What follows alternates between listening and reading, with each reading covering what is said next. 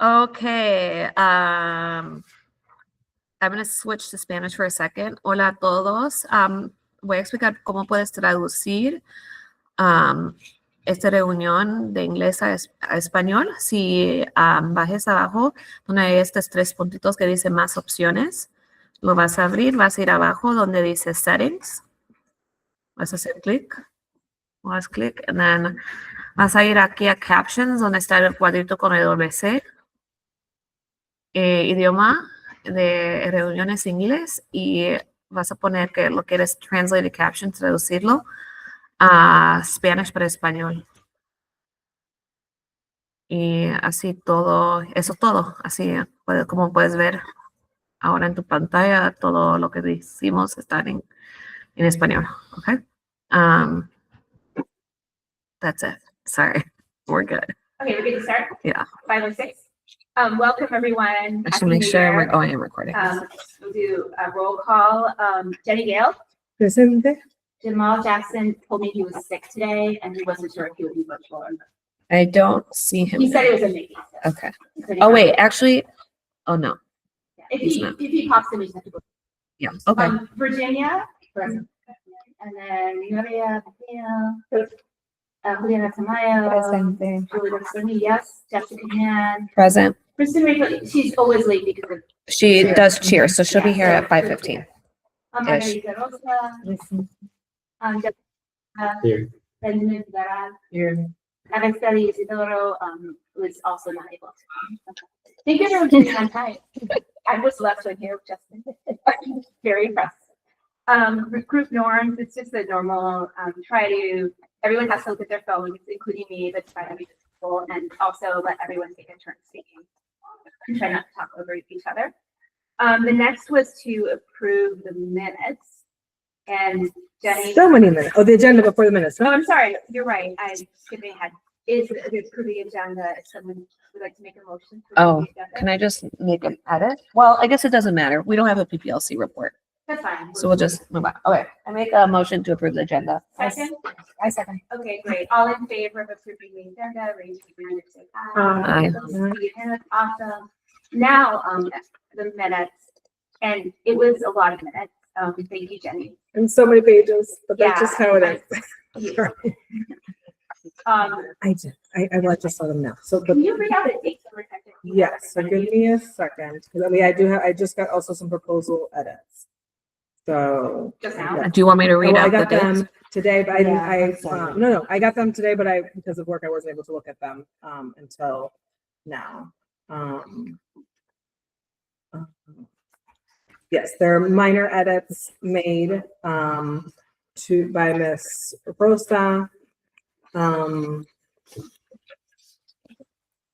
Helping to, I think it's just a Yeah. little bit clear for someone to set another subject. I think it's clear to us. for transparency though, because they are more than just typos, I'm Bring going that to, I'll read off the dates, and then I'll read off the proposed amendments, and then we would motion to pass them with the amendments. Are Or do we there have to? any that don't have amendments, or is it in every single one? There's 3 out of the 4. Okay. So September 11th, is there one for September 11th? Can we just vote on the one that doesn't have an amendment? Yeah. first? That's what I'm Is that trying to- easier? Which one doesn't have? That's what we're trying to, Give me a second. Yeah, hold on. I gotta find first my list of them. Okay.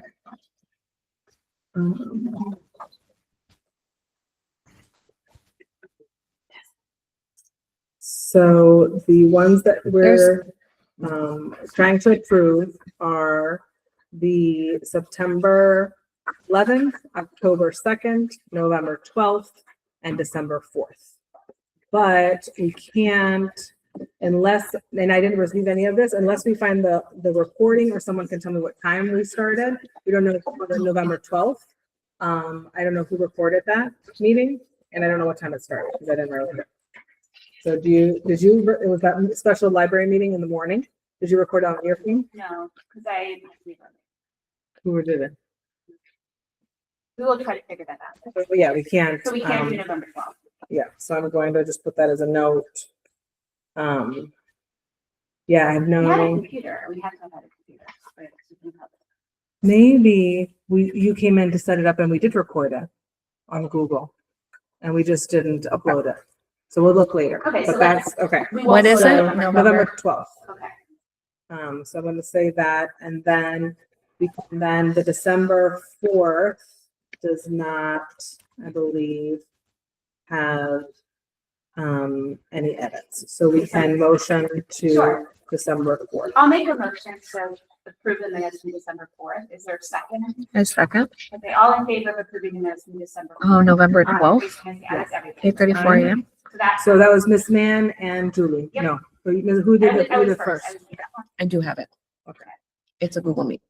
And just the second to approve minutes from December meeting. All motion carries. Okay. So then the next one would be September 11th. And the edits are in the section under vote on parent candidates. The edits are in the area for motion to say for Vicinity Minutes and photo to fill the parent vacancy on the LSC, to specify that that's what it was for in terms of what the motion was. The full motion was voting not just for her, but for that specific thing. And then Sarah Hansen, a parent of a kindergartner in room 108, is raising concerns about lack of communication for the first 3 weeks of school. The communication night was a missed opportunity to update and inform parents on the search and hiring process of a permanent teacher. There were concerns about this process, fact that there were no other candidates interviewed, and concerns about why not. So there were, and I take responsibility, there are lots sometimes of fragmented sentences because I'm typing really fast and I do not have capacity to go back and do minor things like that and so I appreciate the second view of eyes. So those were the other specifics. And then Margarita also updated the summary of her public participation that I probably left fragmented as well, on how the implementation of the cultural enrichment days impacts the required instruction minutes of an academic subject, and specifically how to ensure the middle school grades are getting the required instructional minutes if attending the cultural enrichment presentations held in the auditorium for the entire student body. So she was just making, so those are the edits for September 11th, which based on what I am seeing there's not anything out of the ordinary. So I would, if somebody else wants to motion, or if anyone has concerns about these edits or questions, otherwise we can open for a motion to approve these minutes for September 11th. Anyone have any issues or would like to make a motion to approve the amended September 11th minutes? I make a motion to approve the the amended September 11th. In favor of approving the amended? I love that enthusiasm. Right, great, thank you. So that passed unanimously, and then October 2nd. And then the edits, again, thank you, Margarita, for taking the time for these edits. So then the October 1st, it was editing in for, this is a section about public participation from the CPS Restorative Justice Specialist, providing his name and detail of Ms. Martinez and completing the requirements are the edits. And yeah, it's just pretty much filling in his name correctly. And then another component for public participation for Doctora Carolina Tobon of completing the sentence that was fragmented about the appropriate amount of academic minutes being approved for all students.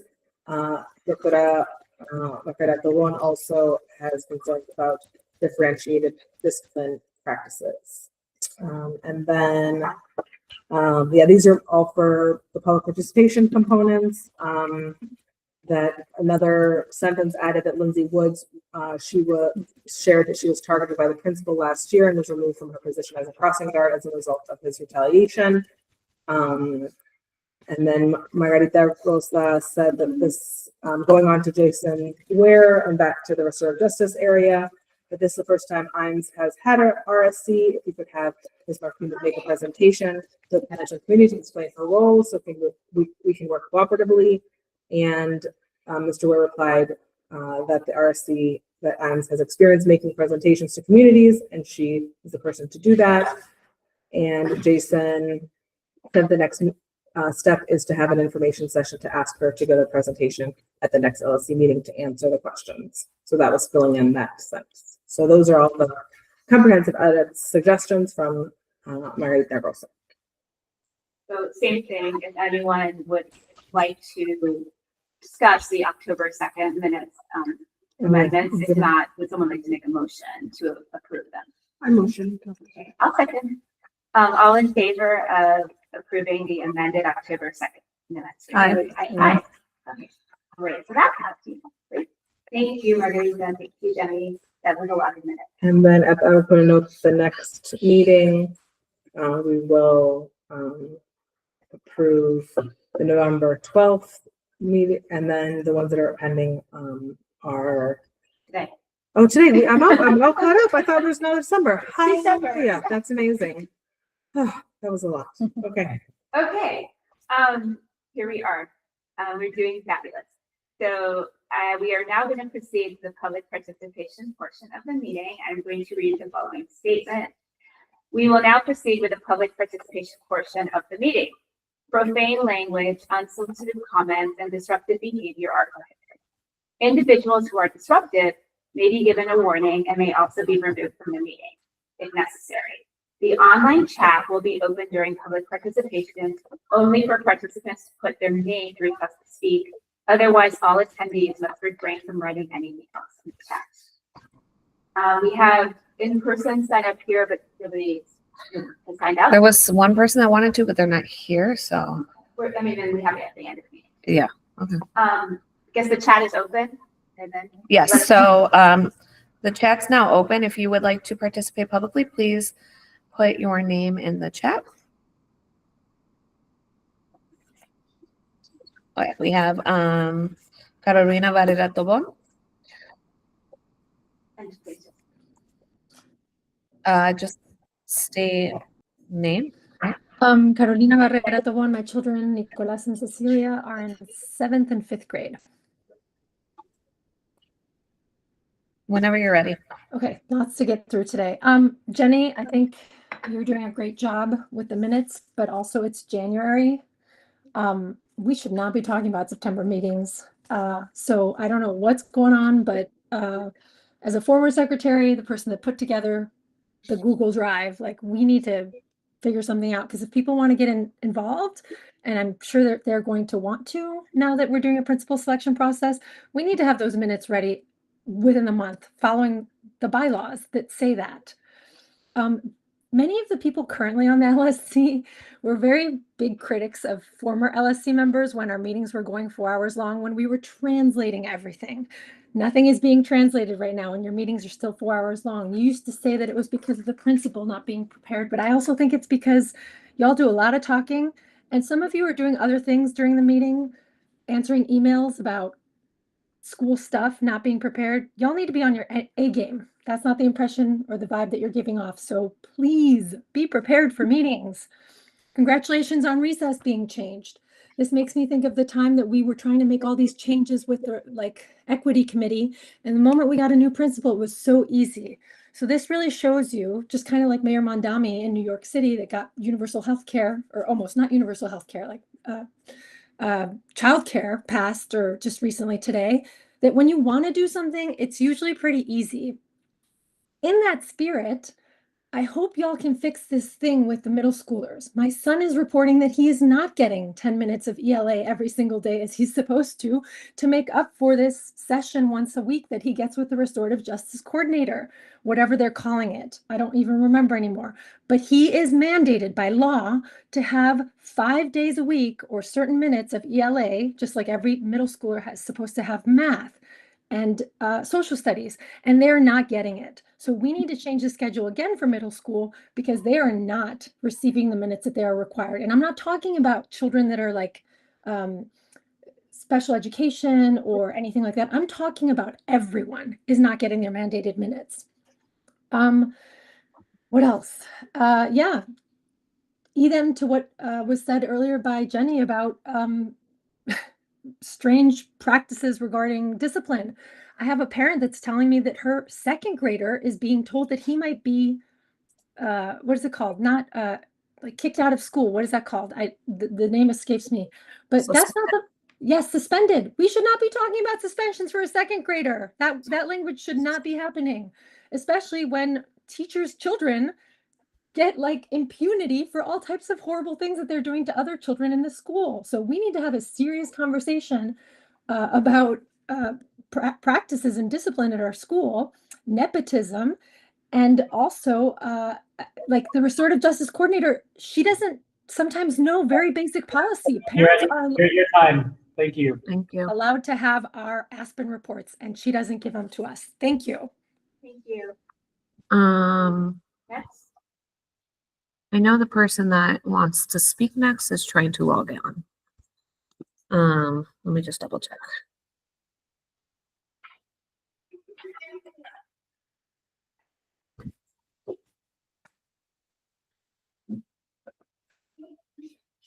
Does anybody else want to participate publicly? Please put your name in the chat. Oh, Mr. Grissom. Yeah, just real quick. Maybe I missed it, but I don't see a link to the LSC meeting on the website, which you always have had under past principals. I know we're in transition right now, but maybe it was emailed out to parents, but I didn't see it on our website. Yeah, go ahead. That's Yeah, just we realized that, again, apologies for that, it was not posted or included in the weekly newsletter. It was on the Facebook page, but I, as secretary, will be following up with the administrator in charge to make sure that we get that posted on the website and included in the newsletter next month. Yeah, I'm So, sorry about thank you that. about that. Unfortunately, We we'd don't have access. to the Yeah. website. We had previously asked for it, we denied it, and I think amidst all the changes, there's an oversight to ask the EIC to. So we'll definitely take care of that. On my end, until we get there, I'm just going to try to make sure I post it for the teachers before, and like a chat or something before the meeting. I don't know. I haven't. I think we have So we're gonna have to public move on. participation, Yeah. so it's not- Okay. Miss, sorry, we got another person. Just Sure. came in. Miss Jazale Jackson. Hi, it's Giselle Jackson. Sorry. I just wanted to make a quick comment just about moving the meeting forward. I just want to make a recommendation as this LSC is ending really soon. There will be a new LSC, and I'm just hoping that whomever comes and joins that new local school council, that they work really hard to move the meetings forward. There is a lot of lag time, conversations. It even sounds as though we're waiting for somebody to make a comment. You all offered 2 public comment portions for a reason. So let's not lag the meetings. Let's get to the business of the meetings and really focus on trying to move these meetings forward. They are too long. I mean, you all can go to other local school council meetings and they're typically 1 hour, 60 minutes. And I mean a school of 1,300 plus students. So I just want you all to get to the business of the meetings and really work. You know, you've done a better job, but I hope that you continue to work into moving those meetings forward. And I also wanted to say to parents and staff members, please consider going out for local school council. Applications are due before the end of this month. So if you all are interested, please take a look. The information is in English and other languages as well. You can take a look on local school council website to kind of state your interests. But I think it needs to be a full local school council. And again, my hope is just that these meetings get a lot shorter. Thank you. Thank you. All right. Do we have another person in the chat? No. Okay, I'm closing the chat. Okay, great. We are doing well. So now this takes us to the next part of the meeting, which is principal selection process. So we're going to start with an overview of, thank you for coming, both of you, Dr. Travis and Mr. Jared. As per the plan for the selection of principals, we start with an overview of the school performance data. The floor is yours. Wonderful. Um, So thank you for inviting us to come out. So it's pretty common whenever LSCs go through a principal selection process to have a short presentation just to share information for you to help think about your candidate profile, what I'd like to call it, right? So what is Inter-American all about? What is some data that kind of informs you where it's at, things to consider. Our last two slides are like some considerations for you to kind of think about as you kind of talk about the process and so forth. So this isn't about right or wrong, good or bad. It's really just to give you information as you then start mapping out the process and thinking about carving your next one. Okay. Sounds like a plan? Yep. The only thing I would add to that is obviously is if you look at the data as an individual or someone candidate, obviously looking at the positives, what's solid, and what areas obviously have growth, right? And so like Dr. Travis just said, it really is a snapshot of the current state.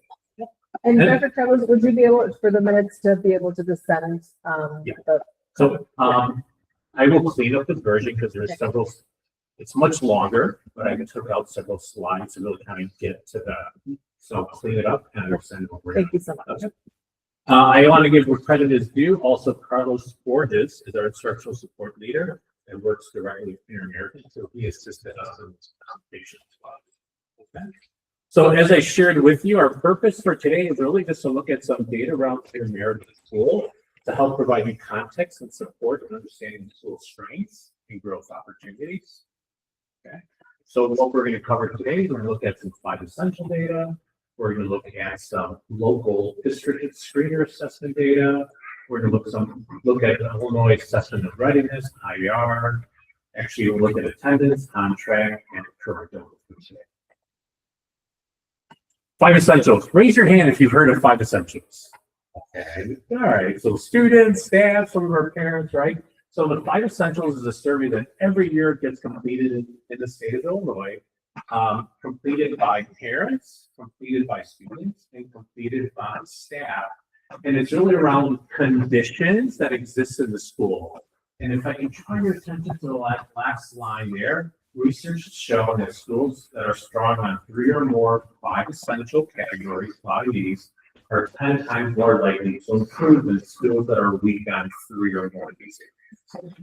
Deputy Jared and I actually use this quite a bit when we meet with our principals or our assistant principals and we're talking about like schools. This is a really nice broad measure to kind of understand what students are saying, what parents are saying, what staff are saying. The only thing that I would add, what Dr. Travis just mentioned is that in terms of, and you'll see it here, in terms of the percentages, in terms of the number of students and the number of teachers that participate, those kind of have to keep that in mind as well. Obviously, you want as much participation as much as possible to get a fuller, more rounded picture of what they actually says. So we gave you 2 years of data. FY24, so this wasn't last year, it was 2 years ago. You can see that strengths were ambitious instruction and involved families. Areas that were critical was supportive environment, collaborative teachers. And then an area that was weak was effective leaders. And that speaks really to the role of the principal / admin team.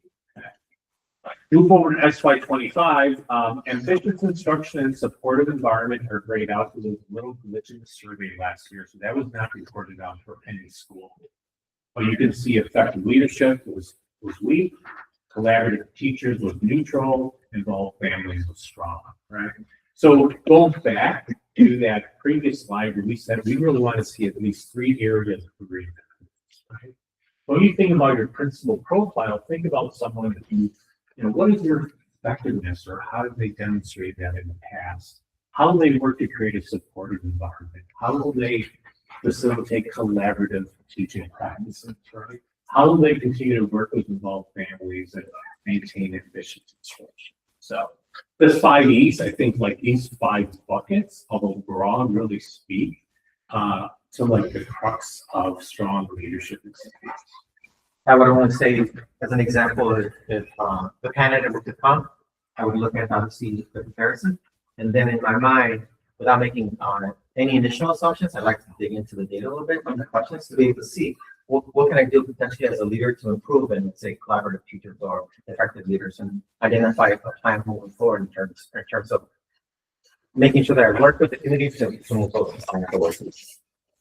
Question. Yes. In terms of the percentage. Is that okay? So say 224, that's at the end of that school year. And then so will we response be for Good question. That would be for SY 24-25. Yes. Those are great rates. The participation rates? Yeah, for a survey rate. for teachers? It's- Yeah, I mean, I probably would have liked more teacher Yeah. participation.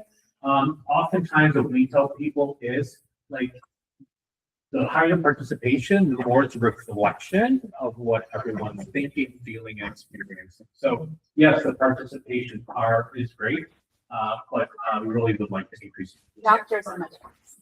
Is it? Yeah, 30%.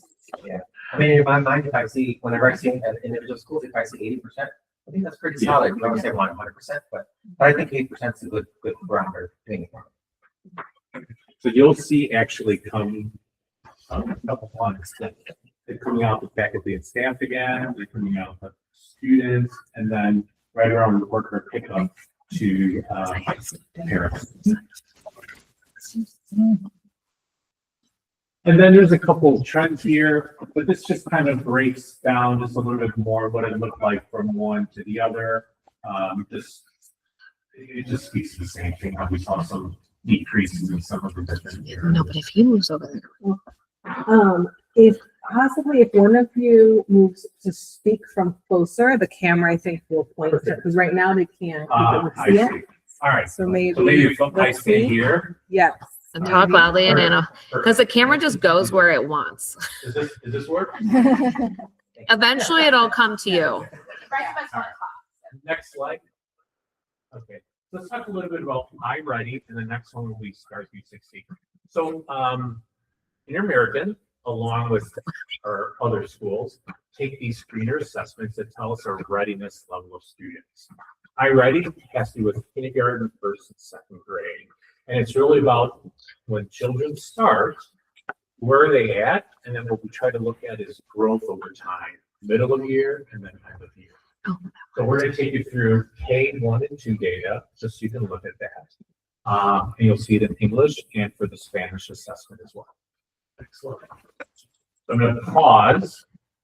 This administration is given at the beginning of the year, at the middle of the year, and at the end of the year.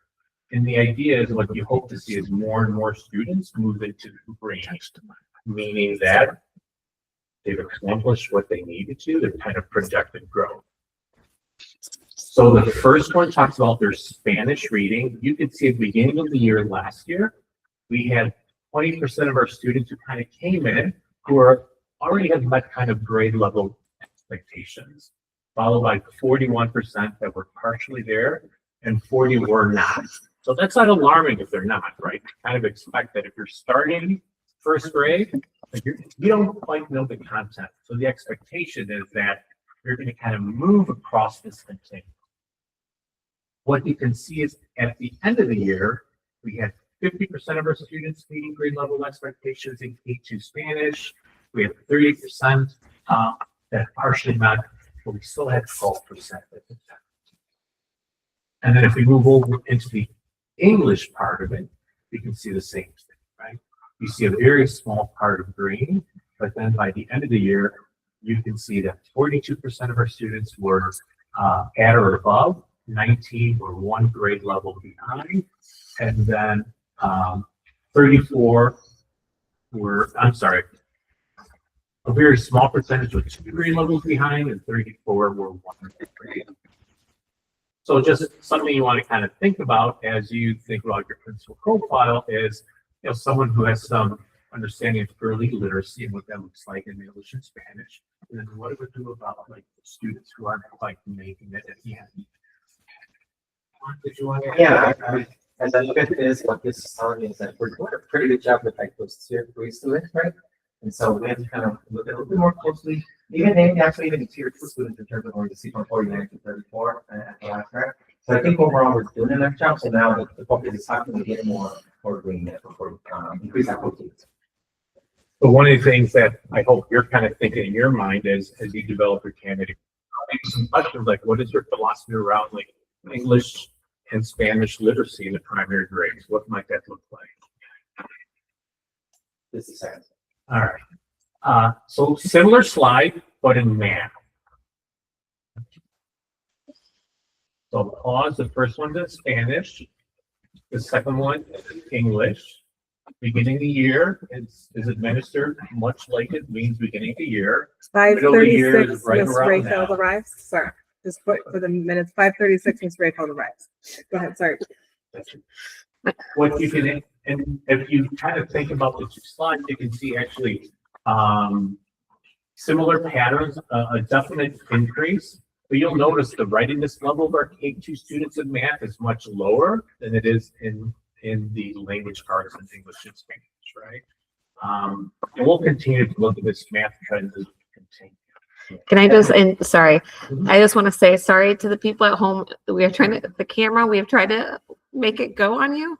It's just having a mind of its own. It does its own thing. So we're sorry. Apologies that we were a little distracted. No, Sorry about we that. were trying to get it to turn to you and it just wasn't working. So those of you at home, I know when we get it, we'll put it in the, where?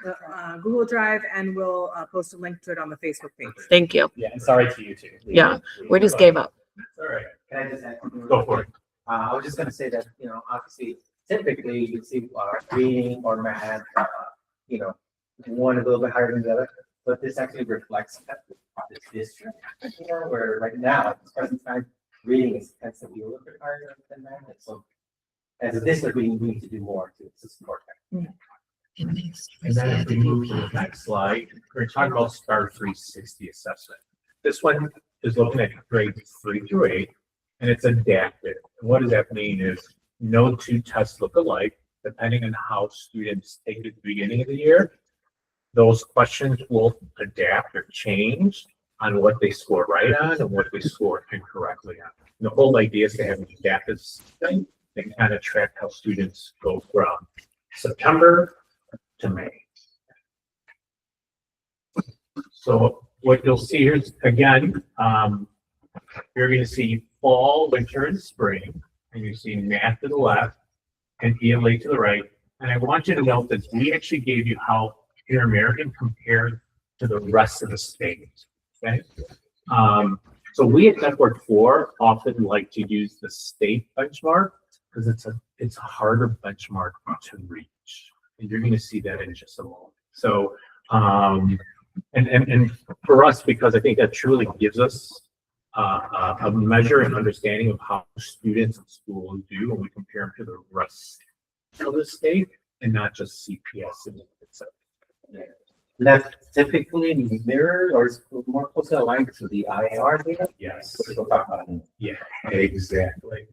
So you can see when we look at STAR 360, so grades 3 through 8, using the state benchmark, you can see how the changes aren't as great, but there's improvement, right? Some slight improvement. We went from 4% exceeds and 23% meets to 5% exceeds and 24% meets. I think what's a significant number that Deputy did see the percentage of students that did not meet went from 22 to 15. So we're doing some really good work around intervention for those students who are at the lowest. There are probably some really good opportunities to think about those students. Why don't you just go back to one more slide? And when we look at the ELA, the reading benchmark, we're actually going to see kind of stagnant, at least from the meets and the exceeds, starting at the combined 40. We ended the year 37. Happy to see that the students that did not meet decreased, but again, what does the experience in ELA look like for those students? Do you have a number of students? I don't. And does that include students with IEPs or? So this is a district benchmark. You're going to notice very different, the district on the left-hand side and the state metric on the right-hand side. Okay? So the district metric pretty much says any students at the 35th percentile or above is considered a meeting or exceed. The state benchmark uses 50. So that's why we always push, and I'll encourage you to push when you kind of think about candidate profiles and have those conversations, to focus on that state benchmark. It's a significant difference, right? And when we talk about students and post-secondary education and eventually what that looks like around like ACT and SAT and all those other things, kind of the state metric is more of a truer like indicator in terms of student readiness. So when we look at the CPS metric, a lot of green, it looks really good, but we just don't want to kind of be comfortable with just that measure. As you can see, when we compare the two, it's those students in the middle that are the difference. Those who kind of fall between 49 and 20%. Juan, do you want to add anything? Yeah, I was going to say that, if you look at the left, when we think about rigor and the curriculum that we're using, we might get a false notion that we're doing really solid, but when we look at the right side compared to what the state asks in terms of accountability and performance, and that's when we would have to kind of double down and look at what we're doing with our work around rigor and curriculum. Right. That's why, like, teaching at the grade level or above, like grade level content or above, grade level assessments or above, really play into that state side of the measure. Next slide, please. Okay. So now let's talk about the Illinois assessment of readiness, right? This all kind of leads to that. Given one time at the end of the year, it ranks our school, ranks our students against the entire population. Yes. Do you want to compare the ELA with the state and the math? Math is, that was the math right there. Oh, okay. Very similar picture. Okay. Maybe that's on it. Yeah. Okay, thank you. All right. And it's just not, it's, what you're seeing here is across the board. Yeah, it's not just inter-American. Yeah. Just one of the, like, that kind of discrepancy exists for every school. That's why when I said, like, at Network 4, we really push our school leaders to look at the state benchmark when they analyze data is for this reason here. Because you get a really false sense of security if you're looking at just the district benchmark. So assessment of readiness. So IER, the state assessment, reading, math, given to students in grades 3 through 8.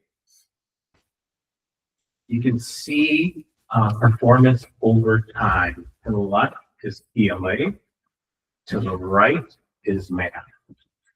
You can see at the end of the 2023-24 school year, we had 11% exceeding in IER ELA, 37% met, 20% approaching, 14 and 17 to follow. So we have some nice trends.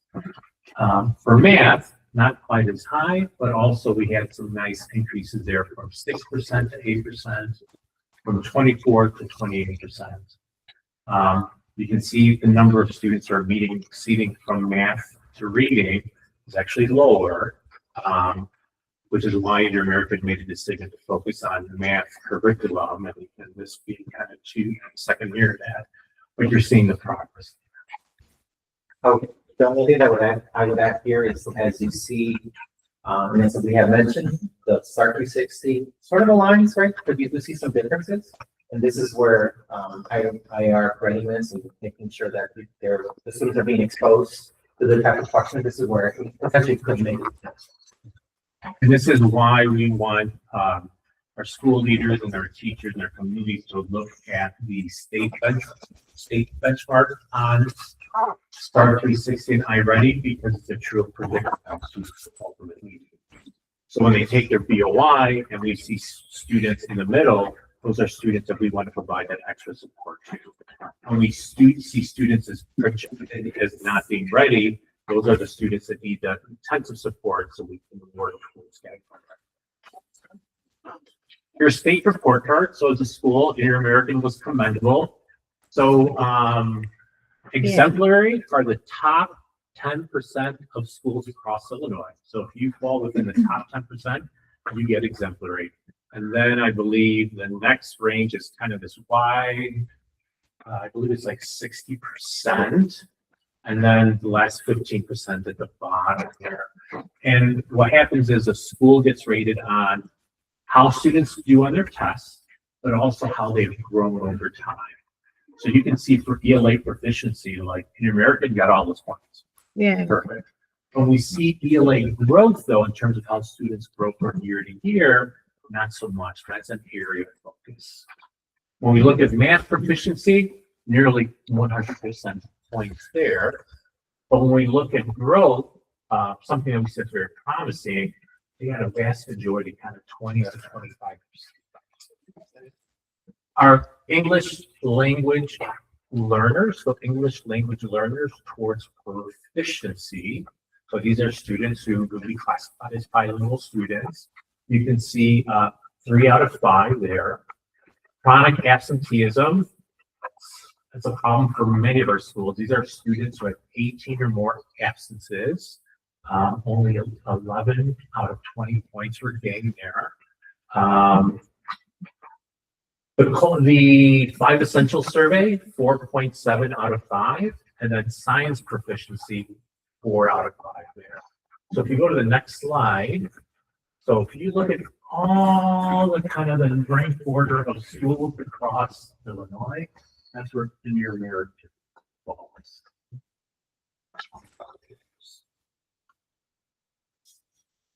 I'm sorry, where is it? The green line right there. So we're like, So it's better than half, right? pretty But I'm close. gonna push you guys, and I really think that you can be a commendable school. If you give the exemplary school. I like, I With thought the we were. right leader, with the right like collaboration in those practices, because you're not that far off. So that is really good, right? And again, the exemplary is just kind of, it's a flat 10%, one of the highest 10%. But there's definitely a lot, the reality is considering the struggles we've had the last couple of years, students are continuing to do well. Imagine if there was one cohesive unit between leaders, teachers, staff, parents, LSC community, where all energies are moving in the same direction around student outcomes, you can cross into that example. So how do you get there, right? Well, you go back to this house and then you look for opportunities of growth. You definitely look at what's solid. So obviously if I was kind of looking at say math proficiency, okay, you just kind of continue what the current practices are in place. But then obviously, as we can see, and as Dr. Carl's already mentioned, there's some opportunities here for growth. It's chronic absenteeism is the generalized problem. Has it just gotten worse with the pandemic? Yes. Okay, that's what I've read. Yes. Everything Across the board, yeah. across the board, yeah. So when you think about your candidate profile, as Deputy talked about, like, you may want to think about, like, will our candidate, really have an understanding of what it means to help students grow in ELA and math? Will they be able to come in with a strategy that supports chronic absenteeism?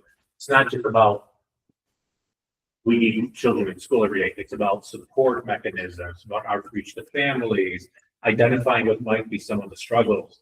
Inter-American is unique because you also have the busing situation that you've struggled with the last couple of years. So how do we navigate that around some supports that might help families? I think it's important to also know, like, obviously we want to change everything for next year, right? In a positive sense, right? But you obviously prioritize and figure out how you get strategically to implement those. I had a question about like everything going on with immigration. Like, how is CPS kind of handling the kids that are? So they continue to put information out to provide grace around grading practices, around unexcused absences. Unfortunately, state does not recognize those. So simply they look at absent or not absent, whether it's excused or unexcused doesn't factor into this chronic absenteeism. Is there any remote learning opportunities that have been offered through CPS for those families? Fortunately, right now, no. That's a conversation and something that they're trying to push. The state's been pretty clear of saying that they don't recognize it as an Is there any possibility of trying to encourage teachers who recognize which students are not coming to provide homework? You know, instead of just the one evening homework where they know that they need to be, like packets and so forth. you Yes. know, that there should be a conversation around that. And, you know, maybe, you know, parents recognize that it's out of their control that they would say, okay, before we turn the TBR, before, you Yeah. know, let's look at this. That is one of the things that the district says that absolutely teachers can or schools organize learning packets because that's what students need, by all means to do so.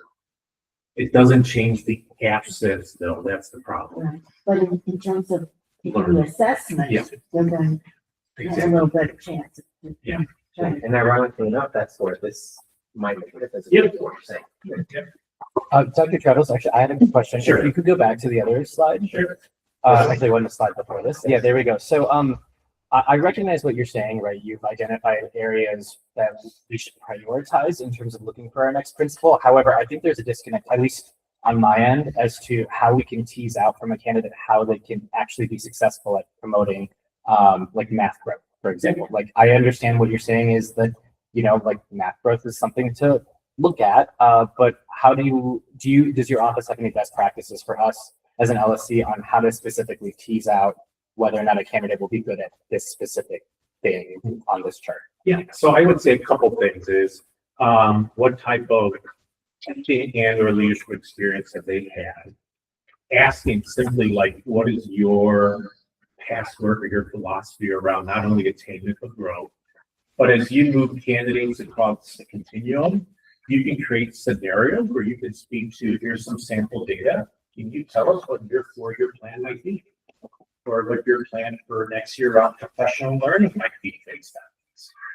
You don't have to use Inter-American's data, but the reality is any candidates they're interviewing are looking at it anyway. So you may want to pull things out and just ask that as a question. Okay, that's helpful. Thank you. And I will say, and any administrator worth their salt knows this, right? They know these components and should be able to speak to it in some capacity. So having experience as an AP, having experience as a principal.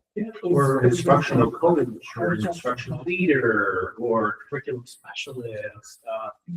You know, you're not going to find someone who's an expert at everything, but knowing that they have an understanding and how they might be able to leverage resources and folks and learning and collaboration within the school is going to be.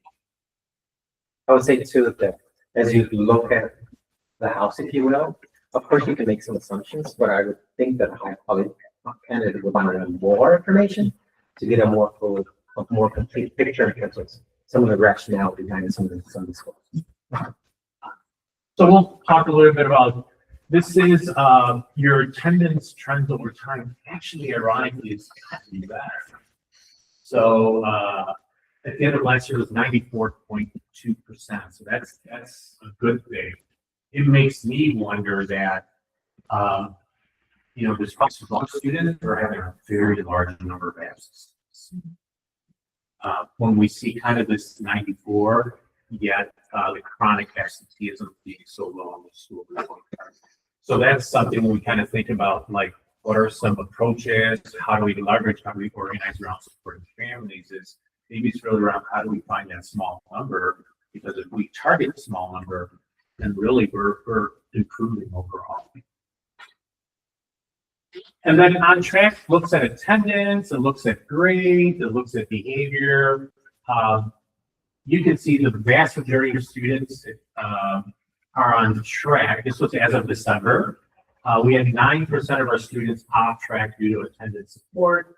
12% of them were based on academic support, and intensive were a combination of everything, attendance and academic. The vast majority of students are pretty good. Ms. Rosa, you're asking numbers. There are some numbers there. You can see 258 students are on track. That's grades 3 through 8.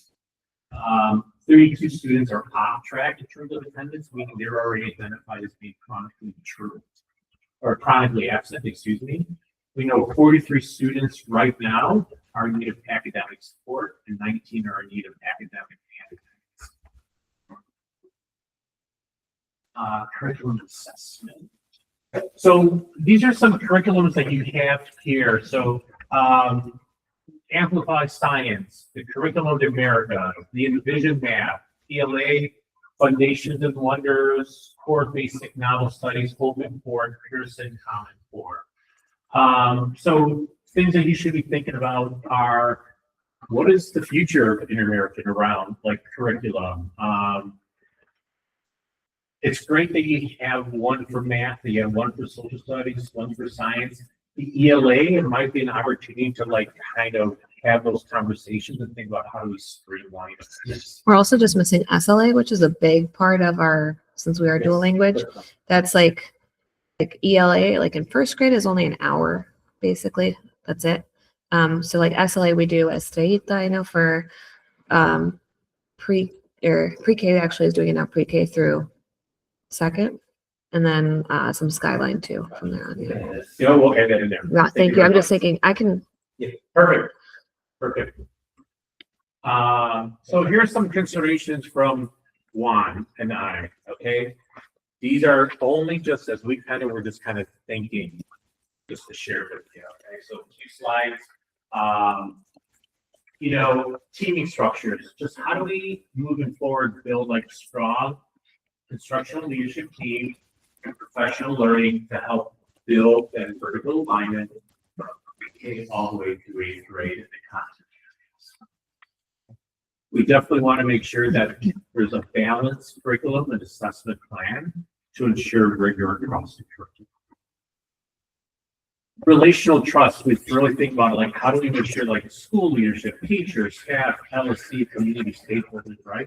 That there's a level of trust that is developed, because that's really going to be about how do we move from commendable and to exemplary. Right? We want everyone working in the same direction. Within that, right, levels of trust, respect, feeling safe, keeping promises, listening to my ideas. Those are some of the things we pulled out of the student side. We talked a little bit about curriculum and making sure there's high quality curriculum. We encourage you to also think about accelerated learning opportunities for students here, right? So those students who are already coming in at or above, what are they being exposed to and what opportunities they have to not only just the next grade level, but to go deeper and so forth. Continue to build upon your dual language work here and continue to stick with your math. This is your second year of having an assessment plan, so continue to use that and to use it to look at how students are doing to identify children who need that additional support. And then at the bottom, we talk about like rigor, the student daily learning experience. How do we make sure that every day students are having the standards aligned? Remember, we talked about state outcomes and how important it is that it's standards aligned, that it's rigorous, and it kind of connects back to what they're teaching and what they're expected to learn through their assessments. Yeah, so as you improve, obviously, as a school and the team structure, relational trust, and what have you, undoubtedly you should see, in theory, some improvement in the class essentially as well. Because obviously, if you're improving in these areas, those scores should be going up as well. So next slide. I pulled a lot of data for you because at the same time, I want to be real, okay? Yeah. Last time you went through the principal selection process. So your round 1, you only had 3 candidates. And I'll give you a copy of this, so feel free to take pictures of your copy. Round 2, you only had 2 candidates. I really would encourage you to think about, like, we have to make this opportunity, this position really attractive to folks, okay? Why IMES? Like, I really think you need to talk about why people want to be the principal here. what makes times a great opportunity for someone? Okay. 50 years, I forgot the yes, I apologize. But what does the next 50 years look like? So here's an opportunity, right? As you kind of look for that new leader, like we're imagining the future of Times as a model dual language school, right? I'm going to just to be honest with you, the perception amongst people who might be applying for this role or might be discouraged. And I think it's important to have some positive narratives coming out in the next month or so that tells people like, hey, we're changing course. This is all about like reimagining a better Times, and we're all in this together. And then you also thinking about like what supports can you provide for the right? They're going to get their mentor. They're going to meet with us. But really, what does it look like? Boots on the ground. Think about as you think about your candidates. They're bilingual. They're dual language experience. Their work is maybe a principal or a or other leadership roles. Having them speak to their curriculum experience, their assessment experience, simple operational experience, their emotional intelligence. I think we talked a lot about that, right? You can be really good, but if you lack emotional intelligence, you lack learning, right? And then stakeholder management, really understanding that schools like Junior American, like almost all of our network for schools, you have to understand how to work with different stakeholder groups and really leverage that to help build this. Other laws, we said a lot. Yes. Go ahead. Can I just speak on one, because I was in the last one, the principal selection, just something I'd like to just say out in the open of just like my reflection too on that. I know we really want a bilingual candidate. I think in retrospect, from all the candidates that we got, we had very few bilingual candidates, which really willed our decision to few, very few. And my thought is, could we have found somebody if we opened up that net a little bit more? I know it's really important, but I'm like, maybe a commitment for, an AP from them that would be Spanish speaking. I'm hoping we get a bilingual candidate. I just don't want us to be stuck again in that situation where we're basically left with like nothing. So that's for you to decide. Yeah. I'm just saying as an opening to like everybody, like that's just, it was a whole thing and it took forever. Yeah. Sorry. I wanted to know what other leadership roles could apply. Yeah. So principal AP are pretty normal. So I talk about instructional leadership coaches. So like, for example, we have a team of folks who are also principal eligible that go out and coach teachers, work in schools. Every network does. Sometimes those folks are looking for roles like this one. I don't know. But there is a trajectory to this role that isn't always just because they served previously as a principal or AP. It helps. But just be aware that, there's some really strong leaders out there that maybe haven't served specifically those two roles. How long is I know that they have to be on board, that they have to be like principal ready, how long is that process? How long, what do they have to do? Yeah, so principal ready in Chicago is a little unique in the sense that one, there's the state certificate requirement, but beyond that, you have to go through a principal eligibility process that requires interview, written sample, in-person interviews, and so forth. And if they get that, they go on the eligibility list, which makes them eligible to apply to any school CPS. And let's just say, right, we go beyond CPS because we need to, right? How do they become eligible? If we find a good candidate, I know that we've done this in the past, but let's say we found a good candidate. What's that process? So the principal eligibility window in CPS, I believe it's 3, like a fall, winter, spring.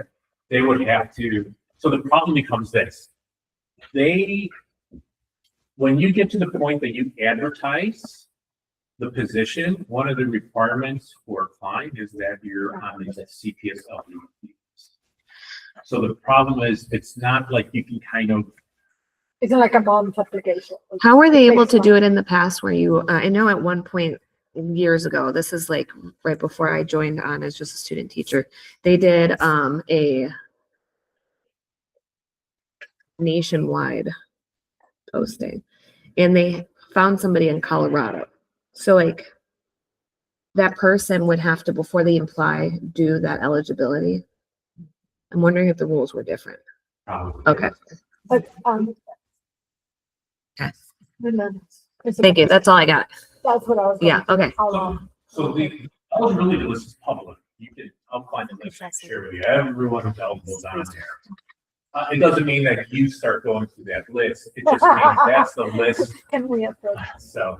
I'm sorry, Miss Ford raised her hand, Yeah. so go ahead, Miss Ford. Wait, is the chair? Oh, wait, Are you I'm okay sorry. with Ms. I don't know Ford because she speaking? can't see. Yeah. Oh, Miss Ford is. Can we just raising- go that Margarita talk first, because she was Yes. next in the order, if that's okay? And then we can, I'm fine with. Uh-huh. Yeah, I really, got the message from the leaders, for chapter 10. And I will say, the reason that that is important is because we have to look at that we are always dual language school in the whole Midwest. We look at the history, how our school became, how our origins with these two great moms that recognize the need for a dual language program in the city of Chicago. So when we're talking about the fact, and I believe you haven't done the principal profile of the solution.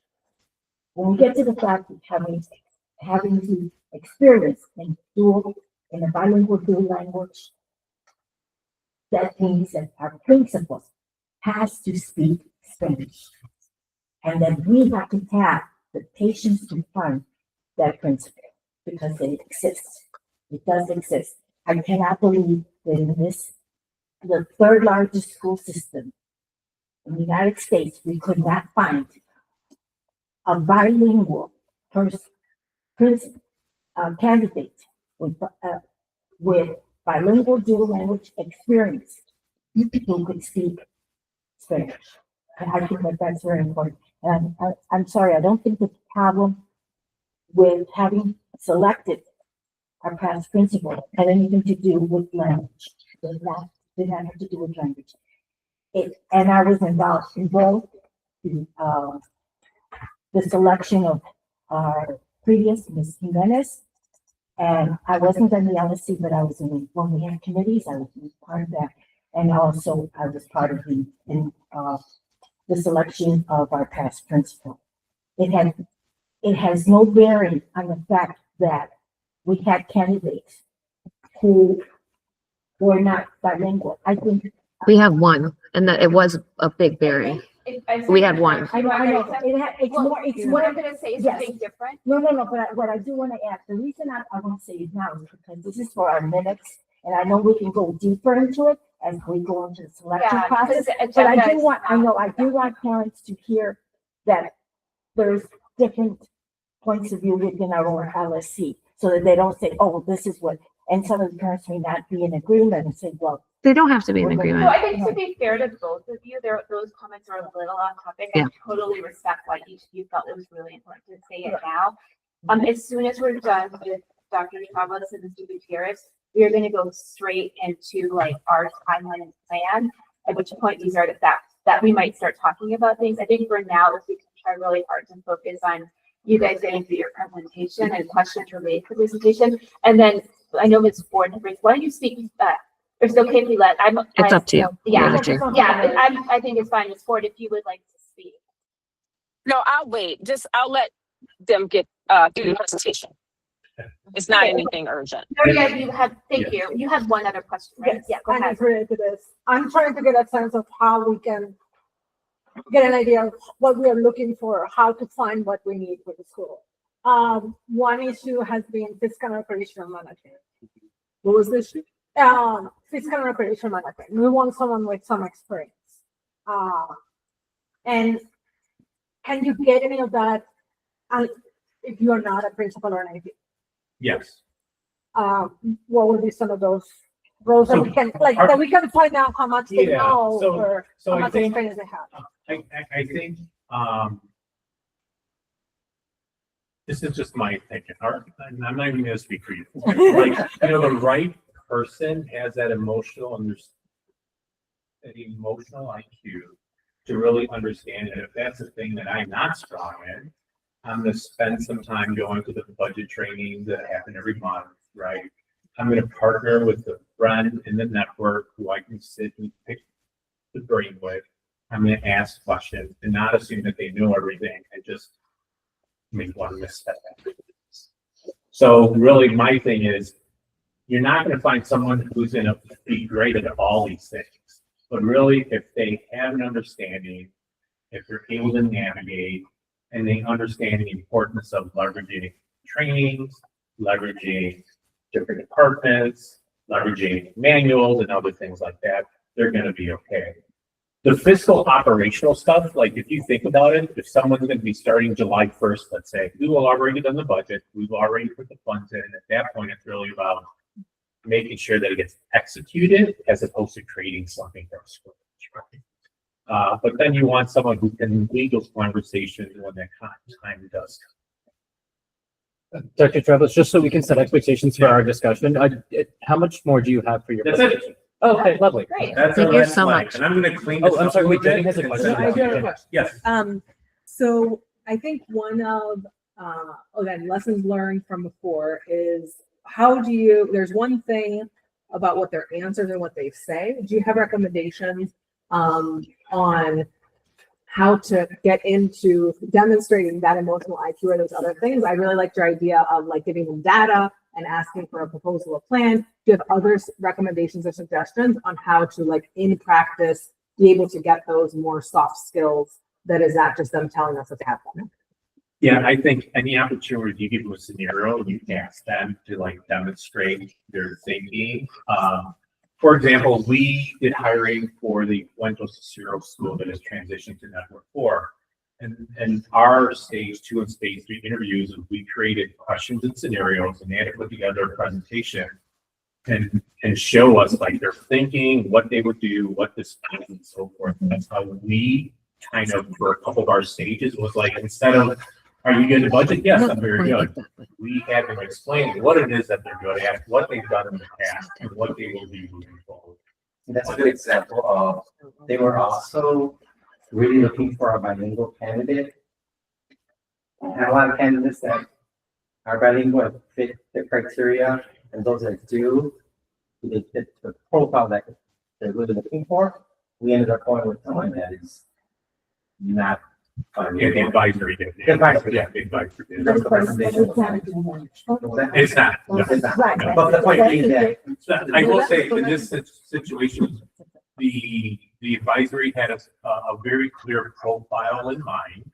And as they move through the process, the things that they really want to kind of grow some top, and then others not so much, and they end up going with the person that addressed the things that are top. and that's why it's very important. Yes, we have your ideal candidate profile, if you will. There is no such thing as a perfect candidate. But based on what you're looking for as a school community, you identify for yourselves. At the end of the day, you got to go with your instincts, right? As collectively, as a group, right?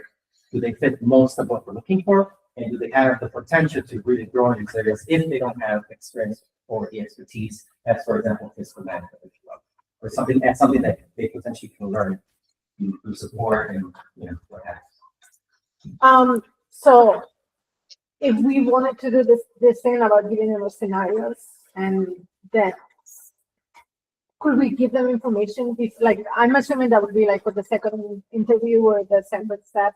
Could we give them some information, the scenario beforehand, and they can present? Yeah. You could also hold them, you could also hold them responsible because the data is available to enter, right? So you could say, come prepared, take a look at what the school is currently doing, and we're going to ask you questions specifically about, ways to improve the school. But then we will have to tell them where to go, because some people, They should No, know. They need to know. if they don't, yeah. okay. If they're gonna be our principal, they need to know where to go for that. With your, That's part of it. Yes. your combined vast experience of seeing principals hire, and maybe I know what I'm saying, what do you think, like, without, what you're comfortable saying, like, what, in situations where you feel like the LSC did a successful job of hiring and got a principal who then made a meaningful positive impact on the school and stayed for, how long they stayed, there varies for any number of reasons. Like, what do you think were things that really worked, or what would you think things that you saw like LSCs do really well? And then on the flip side would be like, what are things, again, without keeping confidential, things that you think maybe didn't go so well that could have been done better? Like how can we learn from your experience seeing this process play out in many schools? I will say every school is absolutely unique. Some are able to go through a very quick and very tight process. Some take longer and are very deliberate in how it goes. I think where it works well is where the LSC is just really clear and they're communicating amongst each other and making sure that everyone is feeling good each step of the way.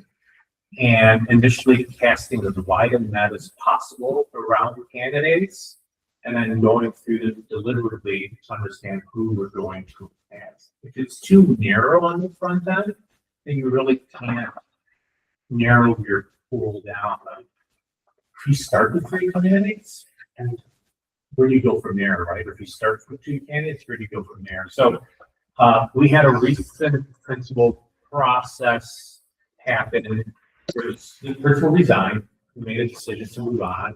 I was very concerned, but I will give the LSC credit, like they worked really hard to identify the type of candidate they want, to do like a huge outreach out there to candidates to be like, hey, this is what we envision, this is what we want, this is where we want to go, we want to support you.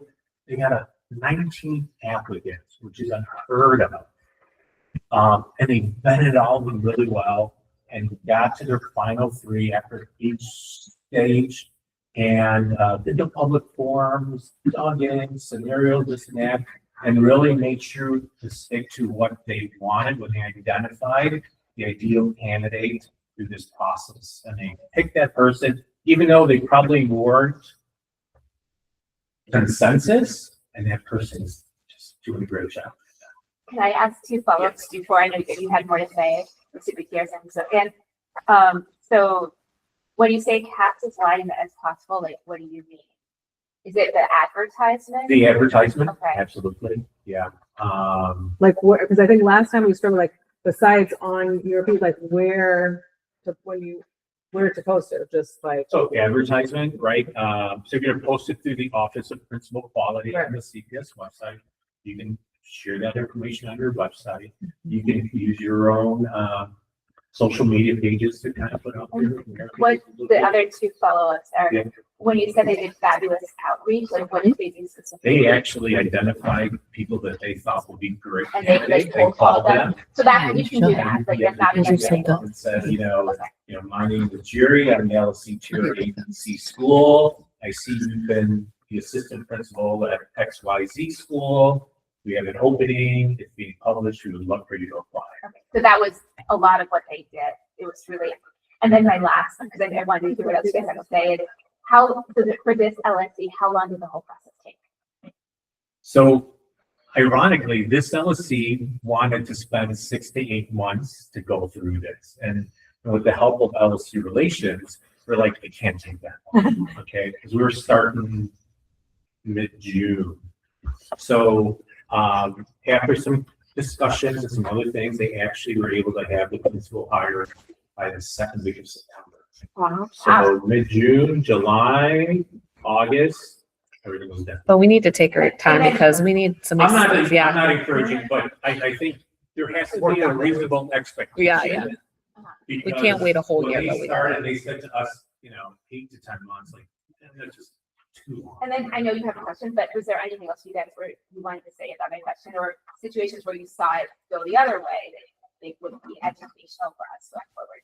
I mean, just I would double down in terms of like that reaching out, bringing it into the session.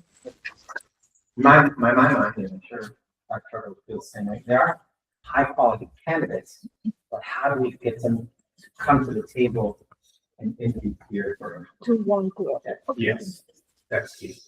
I guess with that, I have a question is, can the network share like a slate of principals or assistant principals or leaders that they know are maybe looking and could be good candidates, but maybe they didn't formally apply?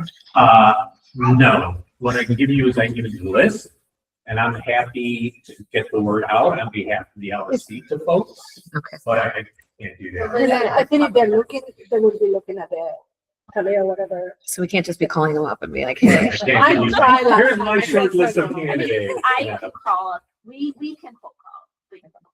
Yeah, we can call random Sorry, people. Justin. Wait, you can give us the list though? It's public. It's No, online. Oh, the list of perfect. principals. We could just, yeah. Perfect. We'll make a flyer. Okay. Yeah, this is, I feel like this is like a fundamental question for our process. And it's that, given what you know about schools and our school in particular, we're kind of in the midway point of the year. So, the idea is that we get a candidate as soon as possible, but when we really nail down that timeline, it might be okay if they come in the summer, ? I guess, do you have any recommendations for us as we approach the timeline of this? Yeah, I would say on the long side, having someone start July 1st would be like, definitely want to have someone in place, because that's the first day of the fiscal year, the first day of the new school year, everything. So it's not uncommon for principal contracts to start July 1st. That's very typical. But at the same time, if you can bring someone on June 1st, that's even better. It gives them a little bit of exposure to the faculty, staff, families, and then gives them the summer to plan, as opposed to coming in July 1st and it's an empty building, if that makes sense. Bigger Or projects. take part Or May 1st, or whatever that date is. So then I ask this as a community member, not as a parent or a student, obviously, but is it okay that our school has only an AIC for the rest of the year?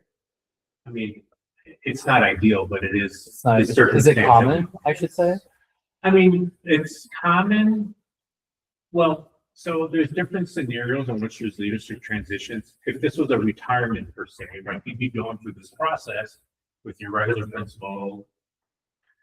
But when there is a transition like this, where there's a resignation or departure to a different role, it is common to have an AIC lead the school until the principal selection happens.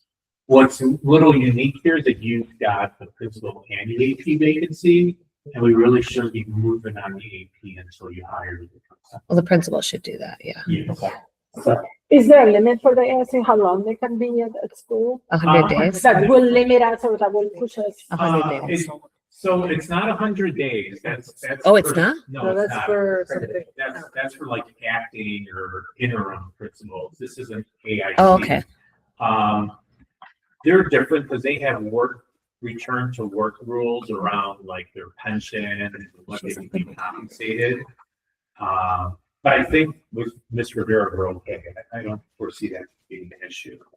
And if it is, she'll let me know and I will let you know. I have a question about that, I guess. If the AIC that we have currently would want to apply, could they Not or yet. no? Okay, Part of being AIC is you're retired gotcha. and hence you're not eligible to come back to full time. Gotcha. I mean, like, who would want to I go know. on retirement? But then I'd go into a job that's a little less like stressful. Now I know Miss Ford now, maybe. Yeah, I think we're All right. good, right? So let me clean this up. I will send it to Miss Mann, who will get it out to, or Miss Dale. Yeah, Miss Dale. Who will get it out to everyone and post it. And again, this was not about leading in any one direction. It was just giving you food. for It was thought. very helpful. Okay. Yeah, that was really good. Thank you. And And you're it's- available for like. We will be here Oh, I working actually, hand in hand through this process together. Yeah. I just have a quick question. For the principal that is elected, you said that they would have a mentor. Would Yes. you be their mentor as well? Or would it No, be they a would, different so they would be assigned a peer. Okay. Who's a principal at typically a network 4 school. to help. work But that with happens them. with all the principals. Oh, Yeah, he had one. He had a mentor. Oh, We don't know. okay, Yeah. Yeah, they get a yearly one. You just do a little check-in sometimes, right, with your principals in general? Well, typically what I do and Deputy Jared does for our first and second year principals and APs, we do weekly, bi-weekly check-ins Okay. with them virtually and in person. We really stay connected to them until they kind of get their leadership speed and they're able to kind of get out of it. Thank you so much. Ms. Ford, did you want to say something before we move on to the next part? She had to step away. Okay. Is it something you want to say? Or is it? Keep going? Yes, I was gonna wait until you guys finished with the meeting to add a note to everything. The whole meeting? Unless I have the floor to say it now. If I have permission to speak, Yeah, I can share it. Because the next step is we're going to talk about the selection process timeline. So yeah, please go ahead. Okay. I just wanted to give a note. I'm actually outside the school. I can't get in the building. I've been sitting in my car. Oh my gosh. Someone will come let you in. Somebody's Sorry. coming right now. Are you at the front door? At door 7, I've been out here. Oh my gosh. Yeah, I'm sorry. I'm so sorry. Just talk over us and Yeah. just please. And it's raining. Yeah, sorry. Yeah. The other thing I just wanted to remind the LSC and anyone else interested to please get your applications in. For you all, school only have 4 applications. And so I just wanted to remind you that you don't automatically roll over as of June 30th. It's everyone's last day. And so you have to reapply if you plan on doing so, and or encourage others to. So just wanted to send that friendly reminder because I only have 4 applications for Inter-America. Thank you. And you can't say if there's any teachers, right? You can't do just 4 applications. Yeah, I won't go. Well, it's going to be public eventually, and I shared it with the election coordinator and the AIC. So I won't say the who, but it's just 4, and so none I of them want. I'm just wanting to see. I just want to see those numbers go up. I want to make sure we have a council in place. So if you plan on running, please submit your nomination form as electronic. The deadline is January 20th. And so that's coming up really quickly. So I just wanted to publicly say that I heard someone mention it earlier, and thank you for the speaker who said it. She just said to apply, but for those members who want to run again, remember you do need to apply again. It's not automatic. And should I stand at door 7 or should I go to another door? No, stay to door Yeah, 7. that's She's what you're coming. down. She should be there soon. And just as a note for people applying as well, as Ms. Whiting said, the application is online, but you do have to go into the office and provide 2 forms of ID in person. Yes. By 3 p.m. on January 20th. It is a hard 10th, or right? 20th. 20th? At 3 p.m. Oh, right. Both. So for our school, not 4 p.m. when school lets out, 3 p.m. 3 p.m. I think that's been an issue before. Yeah. Yeah, it ends at 3 p.m. So get them submitted. And if you have problems, we can walk you through the steps. We have hotline for that where people can call in if it's complicated. You know, we're making ourselves available to help so that there's no excuses. But please, please, please get them in. I was afraid when I saw that number and shocked. Yeah. Some of us are running a little behind. It's okay. Friendly reminder. I get it. We are trying Some of to us are select a hoping. principal. I get it. Are you in yet? No, I'm here. If you want me to walk to another door, I can. Stay at 7, please. Okay. Ms. Rayfeld went down to open the door. Thank you. Thank you. Okay, so then that is part A of point 5. So now the next part is principal selection timeline and plan.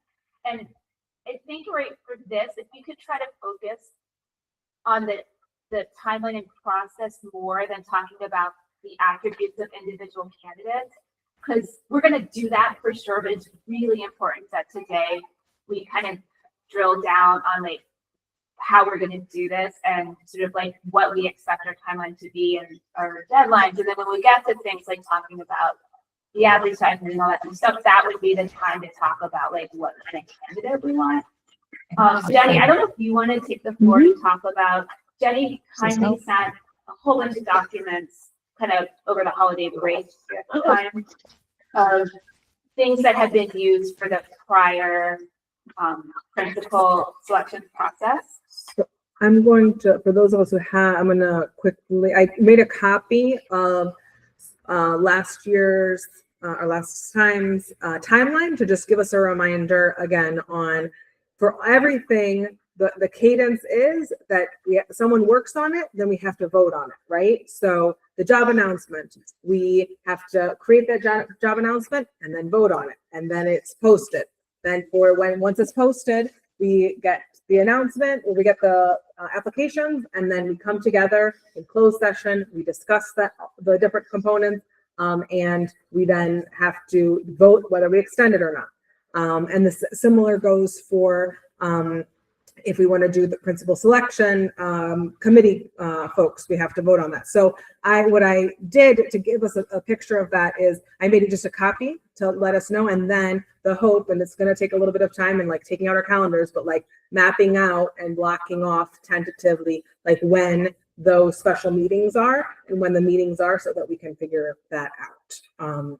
And similarly, if we're going to do a survey, the community survey needs to be voted on, right? So that whoever's going to work on that, and it is something I would say. Yeah, sorry, Miss. Sorry, I hope you're a little warmer now. Is that for this process? I know a lot of us, you know, we have as a reminder to the community as well. This is all volunteer job. So many of us have full-time jobs, have children, have other things.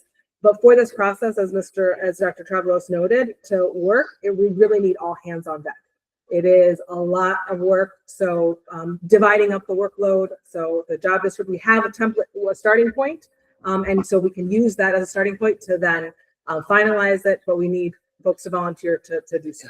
And we're going to have probably a lot more meetings. And just punctuality is like big on this because. And quorum.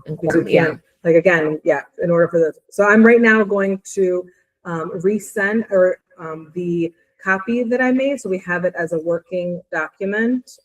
Sorry, I didn't do this ahead of time, but media, and I'll send to everyone else. But for today's purposes, I will, and then others we can share along, but that gives us and Julie had some recommendations of like a time frame for getting the job description ready, etc. So I'm just Evangelina, Justin, Nudia, Margarita, Julie, and Benji, I can't send you anything, but this process, you're just student. He's not a part of a principal. He's not section, part of the Ms. Whining. The student is not part of the process. So those meetings for voting on announcements and all things, he's not.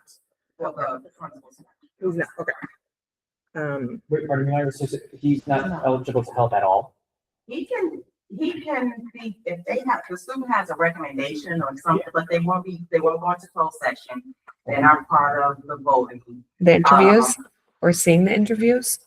Yeah, that was actually a question. If we wanted to see how a candidate interacted like with students, is that something that we're able to do? To like have the students ask questions. I think that's more during the quorum or the. I will check on that one. I know that the student doesn't have any interaction with the Right. process, like But not if- directly like that, but just saying, does any general student? Right. So if we, and we'll get in this as a potential idea of having teachers, parents, and students, once we have candidates, before we have the public forum, to have them students form part of that, like a session where they ask questions of a candidate or no? I have not seen it, but let me double check before I say no. Okay. I would love to just know if that's possible in the or maybe with their parents' consent, because it would be if they were, I don't know. So I would just wonder if that's possible. I'll double check. I want to say no, but I'm at 5%. I'm gonna check. Okay. Yes. And if not, can he, while, doing your, talking to all your friends, that you represent, can he come up with a question that we ask on behalf of the student? Okay. Just so at least that the voice is heard. Yeah. He may not be there, but at least I want that. Okay. Okay. And can we ask for his feedback on the answers? Sorry. Ms. Whining. Yes. Can we ask him for feedback on just that answer? Like, Yes. this is what the answer was. You know, obviously these were the answers we got. Like, which one do you, how do you feel about that? Okay, He wouldn't be in the process, but that's this question. perfect. Okay. That's good to know. Thank you. So I just sent out the copy. Again, this is 2023 version, but it gives you the idea of the cadence of the next meeting would be to review, vote on the announcement, and vote on whether we want to have a principal selection committee, unless we wanted to have that. It's a vote today, right? Is that on with it? We have a sort of a standing agenda item with votes, and I did put vote on the committees on So, there. yes. I think like if we can try to do it, like I really loves like you. how you structured it, Jenny, and if we can try to kind of go step by step. So like I know question for Justin as the OMA person. The camera's been just on Justin for those. It has not been focusing on anybody but Justin. Is so for the announcement, we have the sort of like it's almost like we have what the draft. It's not really about the old one. How if we do it with like version with Google Doc and people, we did that before for something I can't remember what. How can we do that without violating OMA? You see what I mean? Yeah, what we'll do is we can have a Google Doc and we can all comment on it, but we cannot respond to each other. That's the general rule. Like, we can work collectively on something, but we can't respond. Like, if I leave a comment saying like, oh, I think, we should get this first round of interviews done by January 2nd. No one should respond to me. Someone should just comment, I don't know, on a different line and say, actually, no, not actually, because that would indicate a response. They would just be like, I think it should be on, I don't know, another date. So the idea is whenever you're interacting on a Google Doc or whatever, just try to not respond. Pretend you're talking to Don't talk. just Yes, yourself. That's a great idea. Pretend you're just talking to, or And not even having a conversation with yourself. right. It's just a or thought in your maybe head. more importantly, like maybe you're talking to Julie, right? Because that's kind of how our emails go, right? Like whenever we're emailing, you're talking to Julie. You're not talking to the entire council. And when you're talking to one person, you're not replying to everyone, and that keeps us out of the one-man territory.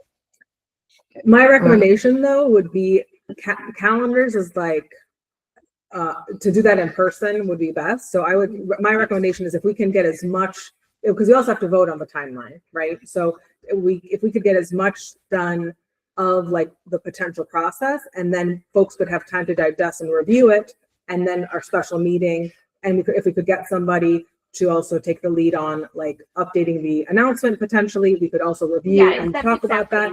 And then at the next meeting, we can vote on that's it. exactly what I was thinking would make sense. Full disclosure, Jenny and I briefly talked about this before for that reason, because she's done the process and I haven't, and she's the secretary. So like if we could commit on a meeting date for number one, which is review and vote on the announcement, and then selection committee. And then in the interim, if we do want to have no more than 3 people work On certain parts. take the old announcement and come up with a new one, and then put it on a Google Doc so that everyone in the group has time to read it and review it prior to the meeting. So it's like we've done our homework. For us, working together in the last year and a half, when we do that, that seems to be really effective. And then come to the meeting with, if any notes of your own, but with yourself, not on the So notes. sorry, go ahead. Oh, Yeah, I just didn't. Let's see. I'm sorry, I want to clarify. We have to be careful with these documents. You're saying everyone's on the conference document, but one person's on the speak to one person. No one is speaking to each other, saying we can't do that. So he was giving that example. Okay, so this is just reading. What we would do. You're not gonna put notes and. no. No. Well, no, we are putting we can put comments or suggestions, but we're not with each other. So like, we just simply say, the phrasing of that, like an edit of the document, you're saying, change this to this, but no one is talking to each other. We're just simply like saying, adding a comment. No one is responding to each other. Okay. And we're very clear, we're all pretending like it's just our comments to each other, to ourselves. No one is interacting. Yeah. So I was getting water, so I don't know if I missed anything, but before we do the advertisement, are we needing to discuss Like, what are we looking for in a candidate? That's what we're talking about right now. Okay, Yeah. so that's would be before we do that. No, it's all sort of together. So what I was gonna say is like looking at the calendar. It is January 8th, right? So, and sorry, just a clarifying piece on Nudia. So the job announcement is giving us the general, It's very general. description. But then in terms of the profile of those detailed things, that is something we can do as the job announcement is out there, that because we're potentially going to do a survey. What are the other ways of that we get priorities from the community on what that profile is? And that's the discussion that we have in closed session, more in depth about those components once we are forward in the process. So right now, this is just general, like they need this many years of experience, these things like, and you'll look at the draft to give you an idea of like, the different things we want to add into that. It's really important today that we have a timeline. Yeah. We commit to the process. All the other stuff we will do as we go Yes. along. So today's Thursday, January 8th. Monday, January 19th is the holiday. I think it would be reasonable forever, whoever, like two to three people want to work on this. If that's not a committee, it's just like working on taking the original document we have from the last advertisement and trying to come up with like something to send to the group, right? Right. If one person could just it could do just be that, one I person. think. Like I'm happy to do it, for example, if that's fine. If that's what people want. It's I think whoever it is needs at least a week. So you're saying you're doing it. It's fine. I write all the stuff I need The to. good thing is though that we Fine. do have so much of this already and it's just tweaking Yeah, it. I will, right, I can do it, probably within the next week. If I'm feeling really ambitious. That's like, I might need to go through Saturday the 17th at the worst case scenario, right? So I guess the question is, that means we would be meeting the week of January 19 to then have our final discussion, vote on the advertisement, and then also the selection committee, and talk a little bit more about that if that's what we're headed. For a quick, Ms. Weinstein, a quick like procedural question. So do we vote on it and then send it to the legal department? And if there are changes, we vote on the changes again? Is that right? How does that work? For the advertisement or the network sheet. Obviously, work with those relations. Right. Otherwise, it'll come to me for review. And only once it comes to me, then we will review. Yeah. So as long as we would only have to vote again if they need to change something, is that right? Yes, if they make recommendations for you to change. So how, I forget, when are the postings? When do they usually go up? Wednesday. Wednesdays? Yeah, Wednesdays. So if we voted on the 22nd, well, I'm just saying, let's say we met on the 22nd. I think that's a good thing. And if it was approved or, if it looks good and it's able to move forward, would it be able to get posted by that Wednesday, next Wednesday? There's not any hiccups. Okay. If not, it takes about like a week to 2 weeks to get it posted. At the most. Okay. That's just for the first time. Yeah. Okay. As long as it's on the- So what you're saying, so again, it takes 1 to 2 weeks. Well, I think it's in the beginning, right? Just so that there's no hiccups. Once we have the posting, then we could just keep on reposting Yeah, like we that's did the last time. That's the next. But it's just, let's say it says in something legal is like, well, there's one thing here that we have to fix and it has to come back to us and we have to revote on it. And that's before it even gets posted. Yeah. How does everyone feel about meeting on Thursday? And then we January could just use the 22nd, same thing. Which is exactly 2 weeks from today. Thursday seemed to be good to review, vote on the announcements. I'm free. Well, I guess who's free? On which day? Thursday, the 22nd of January. It's exactly 2 weeks from today. I'm free, but I can never get here until 5:30. Yeah. That's fine. Yeah. Or Okay, well, what time are you talking about? probably 5 p.m., like our normal meeting time, right? Because Well- we couldn't do it at 4? I can't get there at 4. I mean, She 4:15 or? Well, that's. But nobody that's what we're shows figure out. up That's on what we're time. trying to figure out right Yeah. now, actually. Okay. Well, So not how nobody, many but people could come at all on Thursday? who's available? Yeah. Well, that's why I'm asking what time, because the earlier we do it, I think. If could people do 4:30 on Thursday? Well, who's available that day, Yeah, right? that's what I'm trying to I'm ask. not available that day. At all, at all. I'll be out of the country. Okay. Oh, Um, nice. So So yeah, one, are you two. available on January 22nd? Yes. Okay, so everyone here. 1, 2, 3, 4, 5, It's not 6, Eight. 7. early. Okay, yeah, I suppose that. yeah. So So we have Can 7. I selfishly ask, is it possible to do 1 week before the 15th, or is that way too fast of a turnaround? Well, I'm fine with that.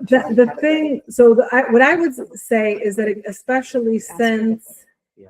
and actually, I don't know if I can do the 15th, but I think the idea is that we need to give ourselves, because what I want to clarify is, we have to vote on it before it's sent to the network chief, is that correct? Yes, you guys. Okay, Yeah, we like vote on what it you're first. submitting to the network Okay. chief.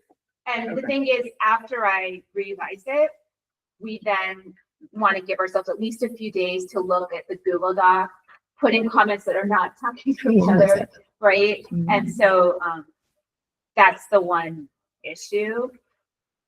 It's 3 pages long. Is that a normal thing for an advertisement? Sorry, Please, you Jenny. guys. It's okay. I know definitely 2 pages, there's a lot of like general. Today's my anniversary. Yeah, I was gonna say, it's But if not, What was that response? I was just asking if that 3 pages is like a consistent link with other students.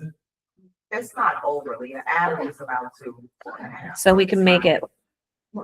I mean, we can also look at If you other. can, but schools again, and if it's things. things that's important, it needs to be deleted, but, you know. But we don't want to be you want overwhelming either. And look, and, you know, you want Because that's to just a lot. support it, say, Yeah. "We can't wait to get here."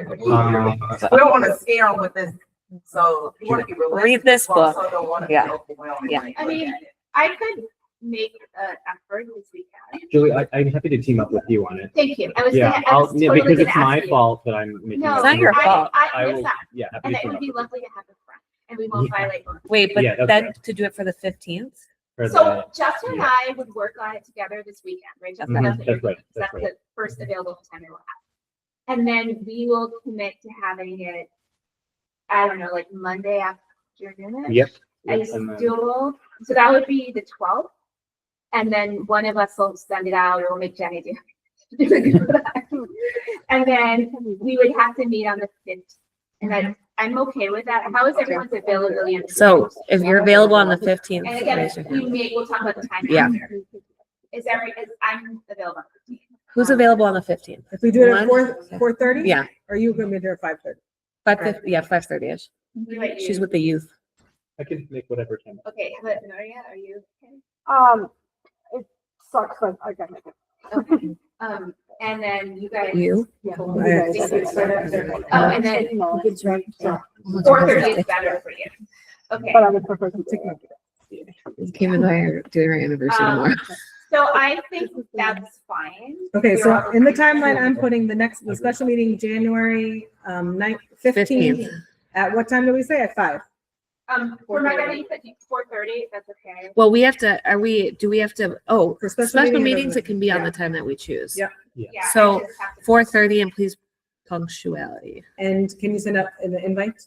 I'll do it right now. Yes. And then Justin and I will have a Do you Google want to be on Doc it? ready by Monday. Do you want to invite you to that? That's right. Do you want to be invited? I don't think so. Virtual or some, Yeah, we try. Okay, what do you guys do? just make sure that you still have to post it in the regular agenda. Oh, yeah. Yeah. The only place we're not able to post it right now is on the school website. So we'll try to figure that one out.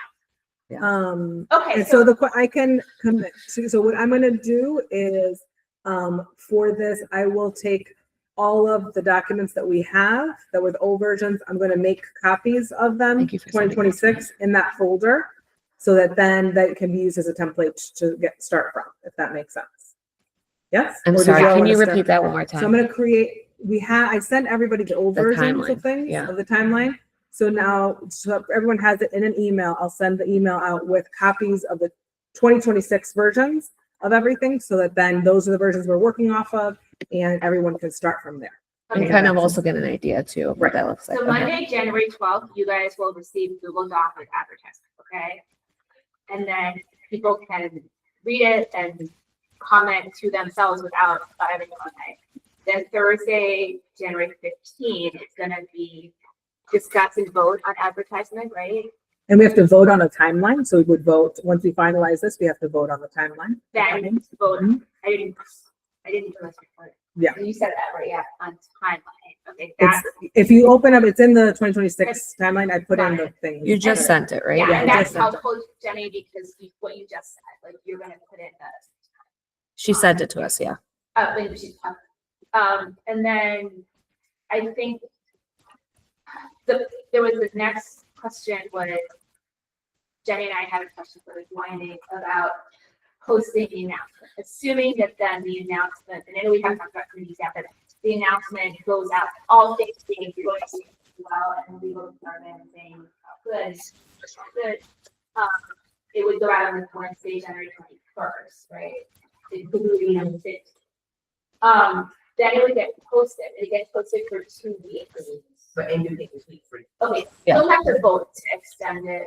We get like Will it just go? well, no, we get like the, That the posting is up there, there's an end date for that posting. and we just have to Right. we have to repost. Or you can repost it as long as you need. So we don't have. And we don't have to vote to repost it. Okay. Okay, awesome. Yeah. That was our question. No voting to repost? Correct, we do not. As long as there are no changes. So then just, Trying to get candidates. Right, we get- we want to extend it as long until as we need to, but we just weren't sure if every 2 weeks we have to come and vote to extend it or not. if we get candidates the first 2 weeks, You don't have to come to vote. let's say we only get 2 candidates the first 2 weeks, do we only work with those candidates first? Well, you usually start working with your candidates once we get a full list is gonna come from central office. yeah. They're gonna send that pool. Once you close it, all of those candidates that was in that. At the first 2. That's why, because I can't remember how we did it last time, but then do As we they came in. repost even if we were still interviewing? Okay, that's what I don't So remember. what we'll do, because we get them in batches, so we'll get Friday, they'll close, then they'll send it to Julie, as the chair, she'll get the applications. She'll then name them 1, 2, or 3 and take off their name, send them to all of us so that we then know those are the candidates, we review them. And then we schedule a meeting to come in to discuss those and what we want to do, whether they get an interview or not. But at that same time, Julie can still let them know, renew the posting, and she has to though request that. She can just go ahead and request that without. Let me double check. I know that you don't have to go on, but let me. Right, see just the process so that she How knows. it is. Yeah. And so we can then start working on those interviews and that process while we're waiting for the second batch. And then Is Betsy. he invited to the? Which meeting? No. I don't think it- Go ahead, yeah. Sorry, but I think I'm gonna have to leave in like 5-10 minutes. This kind of topic, but if you want me to do a student report. Yeah. Yeah. Do I need to make a I motion can for do that? that. Please, I do, I really do, and we, sorry that we put it later. This would take that I'm There gonna you make go. a motion to let Benji just give us the report. Thank you. Is there a second? A second. All in favor? Everybody, yeah, go for it. Okay, so, one thing I wanted to say about how the lunches, how normally in 2 rooms where 2 grades are merged into 1. And there's been complaints about like the crowdedness. And Ms. Lopez, one of the teachers, was talking to me about how some of the students are complaining that about people who are very like about sensory and too much crowdedness and noise, and about how it's like one person is sick and it's very easily like spreadable to the other people. So I think that, well, I don't really know why it happened, but I think that it's not necessary. Is this a new? Yeah, like it it's just combined? happened. Just this week. Okay. I think that's it. Thank you. Thank you so much. Thank you. I know Anything- from my anything else in understanding, terms it's of indoor students' recess. concerns? They wanted to use the Wait, Benji, cafeteria. I have a question about the student concerns. Have your friends or your classmates, really anyone in the school, been talking about the changes going on in the administration right now with Principal Zayas gone? Have your students voiced anything about that? I don't think so. Not really. Okay. And how does it change with recess and lunch? Are you Well, very I happy with it? thought that it wasn't possible, but I guess it was. Yeah. So, That's gonna start next week. it starts next week. So it's kind of a surprise. Most people are happy about it. But they can say that, like, it's still very full. Nobody wants to run on. them. Yeah. Recess is like a hard change. Mhm. The transition. Mhm. It's what you guys are used to, like your whole school life. Yeah.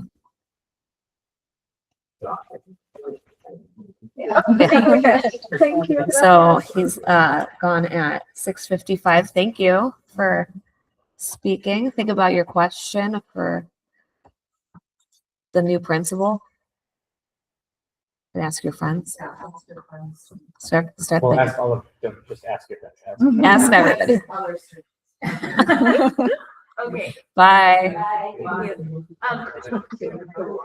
I don't know. 6:55. I don't know. We Maybe would go like with. to finish No. in 1 hour at the latest, okay?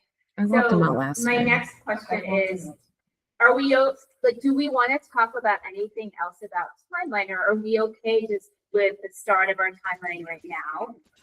And the plan, and then when we do the that vote, we will put it on. The issue is that we can't vote at the next, if we don't create like tentative dates of availability, like we can't, I mean, we can discuss it, but we're just, the timeline right now only has one date. So I just want to say, I do think that it's helpful for us to like map out those dates now so that at the next time we can make any final tweaks, but then we can vote on it next time. Unless, I mean, I know that we're behind time, but part of this challenge is that we can't, like, our That's fine. I availability. think we can do it quickly. I'm intentionally not, I'm gonna throw out some dates and table the discussion about committees until we're a little bit into the dates, just because that would be the longer part of the discussion. So like, say we do what we do and we vote on the advertisement on Thursday, January 15th.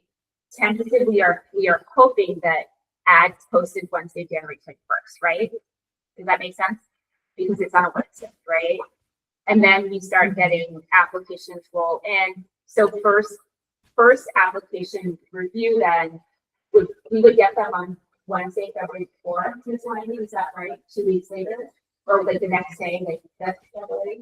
Well, yeah, if everything goes. Yeah, everything goes great. So this, I mean, this is all This like, is all we don't even know, you know. So I would say like I should receive the applications on one day later, so like Thursday, February 5th. Is that about more or less accurate? Like the first batch.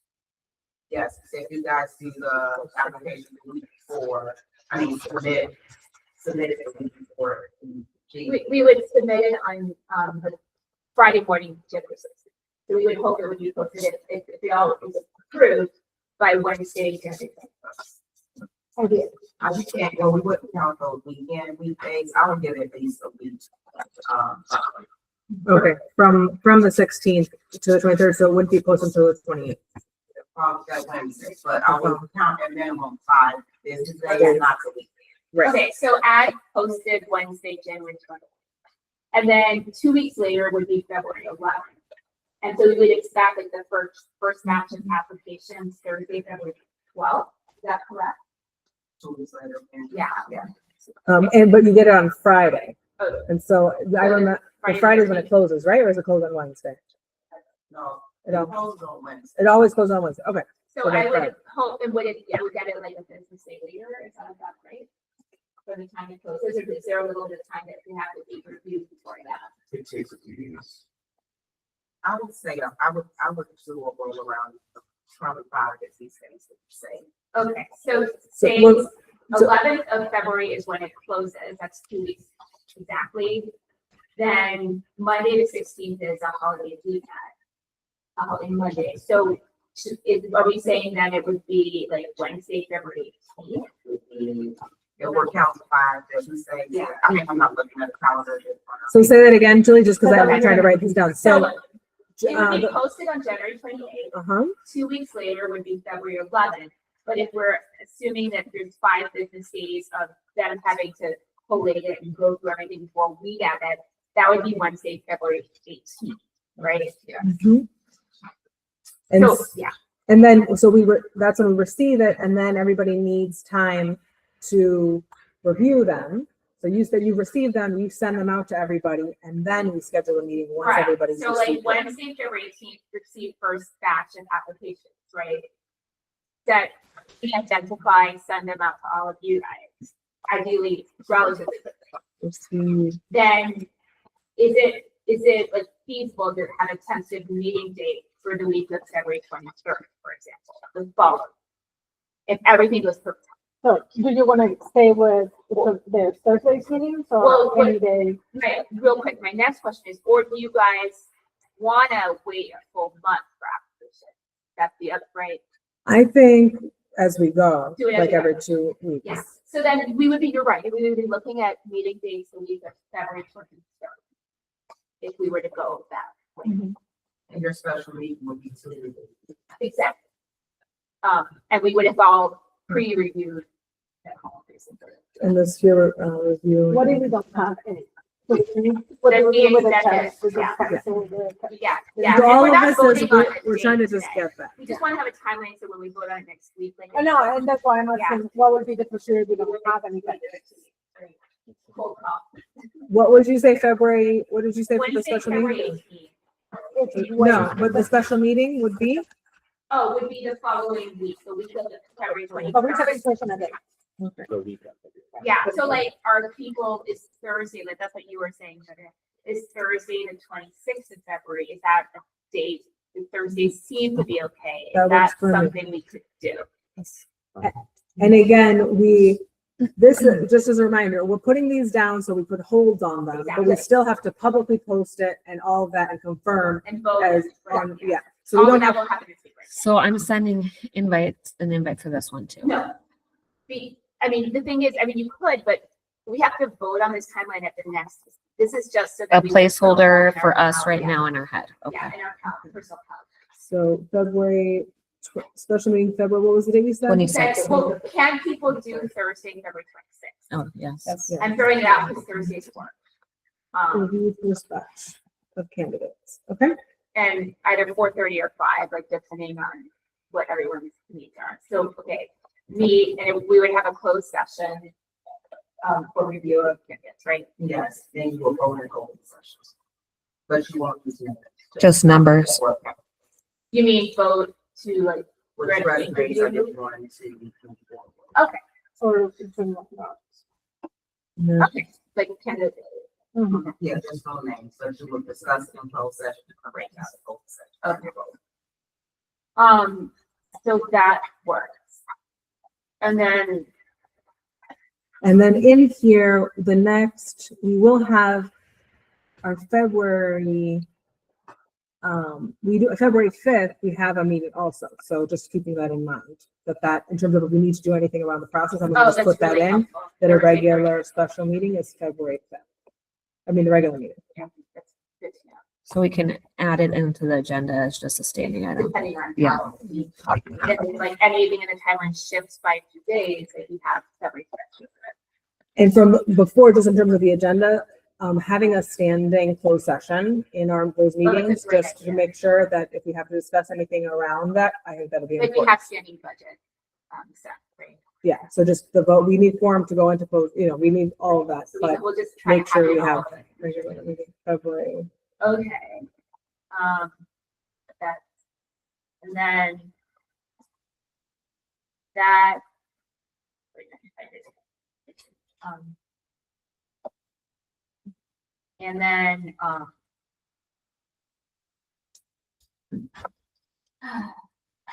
And then, the next thing would be interview dates, which we don't have to decide right now, do we? So no, all we What here, else do we have to decide for? so I'm just looking at the past. So here we did, previously, we did have like a meeting in case we needed to have a special meeting to vote on any edits, but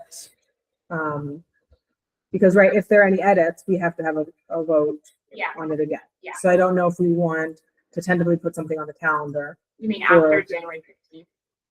Yeah, because we have the posting announcement, hopefully will be posted January 28th. So what if there's any? Yeah, we have Oh, it yeah, we have February the 5th. Thank you. So I will put that to vote. Revote if needed to. Yeah. On the 5th, February 5th. Unless we wanted to meet the 22nd, it's just Justin wouldn't be there. Yeah.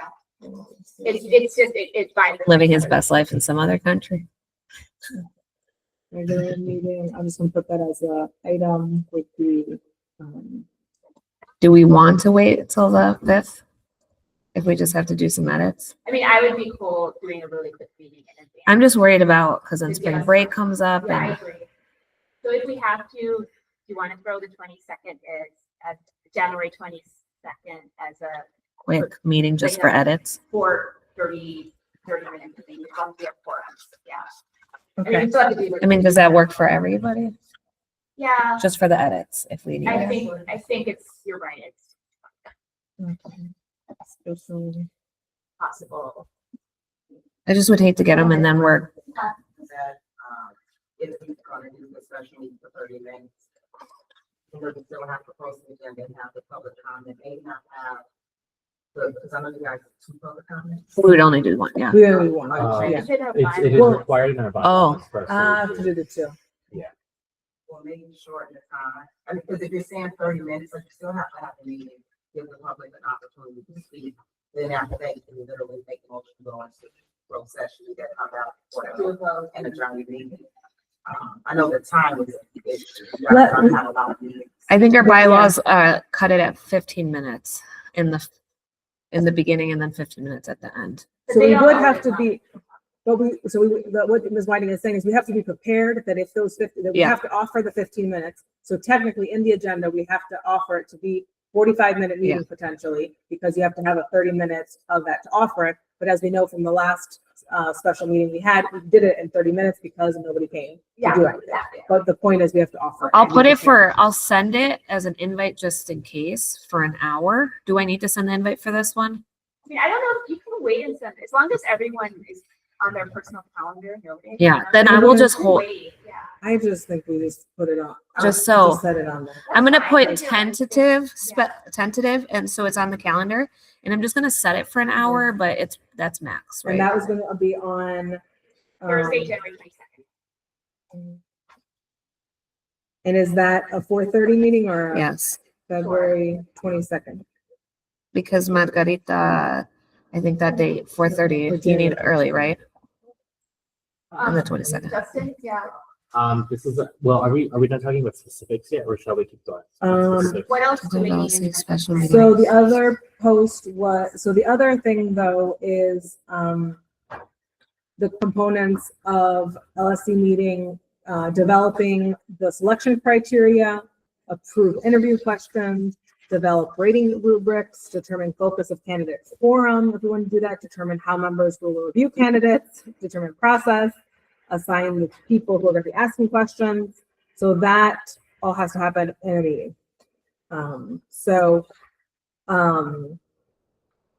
What, just again, given the time, we know in general Thursdays work, so I could come with a proposal and send that out, I think, just taking into consideration that mostly Thursdays would be. Yeah, I think if there's a way to do what you just said we have to talk about within the current timeline of meetings, a little bit at a time or something like that, maybe that will help. Does that make sense?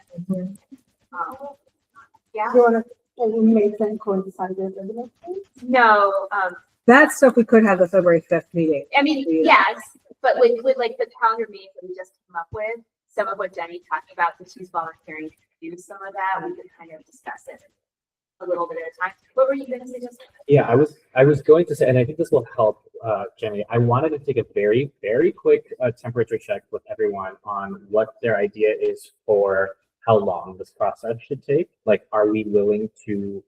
Is the temperature of the LSC that we want to do this as quick as possible, or are we okay waiting till hiring in May, June, or July? And the reason I ask this is because that impacts how we approach, if, for example, if we wanted to hire theoretically by April, right, we would have to just take anyone who applies by February, whatever.